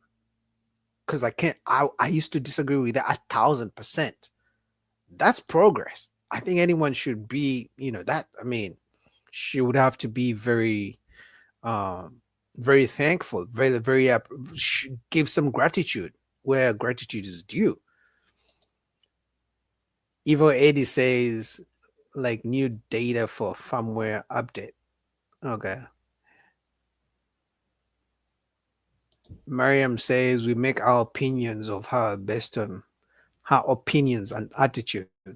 Yeah, that's true. That's true. It's not because they hate her as a person. I don't even think people hate her. It's just her points and views. Well, they're mostly feminist views, so that makes sense. But anyway, like the video, guys. Support your boy. Show me some love. That's all I ask for. Because I'm about, you guys support me, and I like that. Building my tiny channel, one subscription at a time. I was hoping to reach 10,000 subscribers this year, but we'll see. The grind continues. We'll see what happens. But anyway, man, I got some more videos to react for you guys, but I'm running short of time. I got other responsibilities. So I'll be back. I keep dropping more videos for you guys, so that's gonna continue. But for the live stream, I'll probably be back next Tuesday, probably Tuesday. I was thinking I was gonna do this on Wednesday, but I had some time today, so I decided to do it today. But support your boy. Like the video as I head out. Mariam. Yeah, Mariam says hype this video. Let me put Mariam's comment here so people know what's up. Mariam says hype his videos. Yeah. You know what, Mariam, I'm gonna make you one of my what do those people do? The people in the chats that have the wrench and you can time people out to come and talk shit. But I don't really have so many haters because I'm still a small YouTuber. So maybe when I become big, I'll have more haters. You know, they say if you don't have haters, you're not successful yet. So I don't have haters yet. People are still showing me love, so that means I still to grind. I still need to grind some more. I don't have people hating me yet. Not that I want the hate. I'm just saying I think it comes with the territory. Anytime you do something good, anytime you transcend, even your own family members can hate you. I'm telling you. Mariam says I'll have to time myself out. Yeah, Mariam, I can tell you're crazy. I can tell you're something else. I can tell. I mean, I can just, you see how you said about Jazzy's attitude and opinions. I mean, you're spicy. I can tell, Mariam. You're spicy. I would need to ask your man about you. Yeah, even Eddie can tell. Yeah, she's spicy for sure. And I wouldn't be shocked if Mariam doesn't have so many female friends, because women don't like women who don't agree with them. Women feel like if it's a woman and she doesn't agree with everything she says or does, she's breaking the sisterhood or the sister code, whatever those things, whatever the BS they call it. So I wouldn't be surprised if she doesn't have so many female friends, but she probably holds them accountable and they hate her for that. See, I knew it. She says I only have 2 close friends and they're both married. Yeah, I'm not surprised, because once women are friends, Mariam, I feel like Mariam is the type of woman who would tell the friend, bitch, you're getting fat. You need to lose some weight.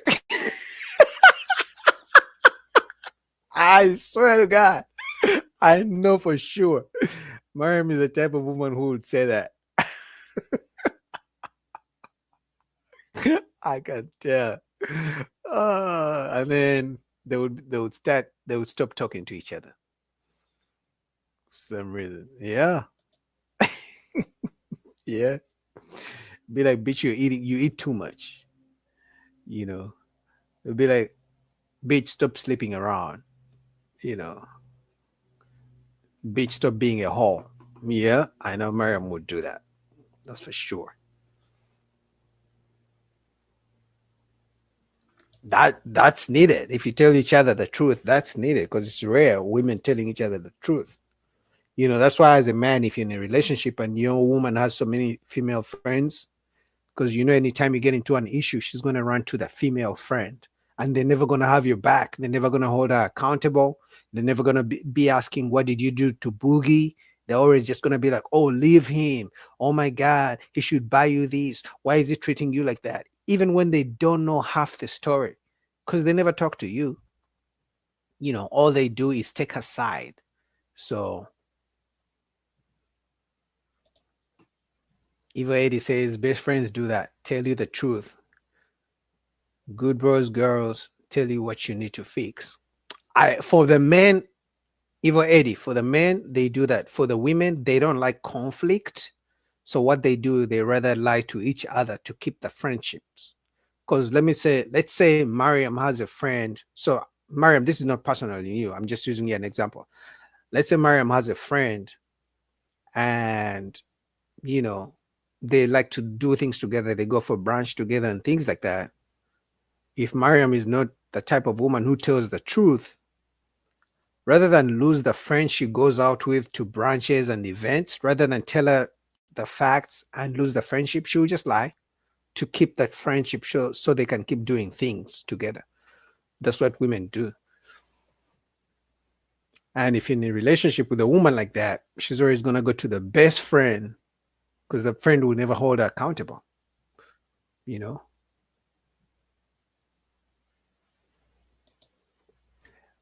No, Eddie, it doesn't sound like they're fair weather friends. It sounds like they're women. I think that's what you're trying to say. It sounds like they're women. Yeah, Mariam, I wasn't saying you like you, but women in general, you know, women in general like lie to each other because they would rather stay friends and be what do they conniving and not tell the truth, and then go behind their friends' back and talk the worst, say the worst things about their friends, rather than just tell them the truth, you know. Unfortunately. But anyway, guys, thank you, Evo Eddie. Thank you, Mariam. Thank you, everybody watching, whoever is watching and they're quiet. They're shy. We have some people who are watching who are shy. Shout out to you guys for the live stream. I'll be back next week. It will be no, next week will be Tuesday. Yeah, I'll be back next week on Tuesday. Yes, Tuesday, not Monday. So you'll see. I'll be back next week on Tuesday. I'm still dropping videos. Doesn't mean I'm not going to be posting. God bless you all. Keep grinding. Don't give up. And remember, as long as you're breathing, there's always light at the end of the tunnel. Just keep working. If you fall 7 times, get back 10. If you fall 7 times, get back 77 times. I think that's the quote. All right. And remember that no matter what happens in your life, things are going to go wrong. You know, I'm trying to live in the mindset, in the mindset of no matter what plans you have, things are going to go wrong. So what I try to do these days is know that things are going to go wrong, but how are you going to react when things go wrong? How are you going to pivot? Because life is all about pivoting. Yeah, you have this 5-year plan, but things are going to happen in between. Okay, sure, you didn't build and buy the house you wanted to, but does that mean you get to give up? No, you can always find something else. Yeah, you're going to have a setback, but that's what life is. If you don't want setbacks, die right now. And then you won't be worried about setbacks. You'll be dead. But so that's my message for you guys. That's my message to myself.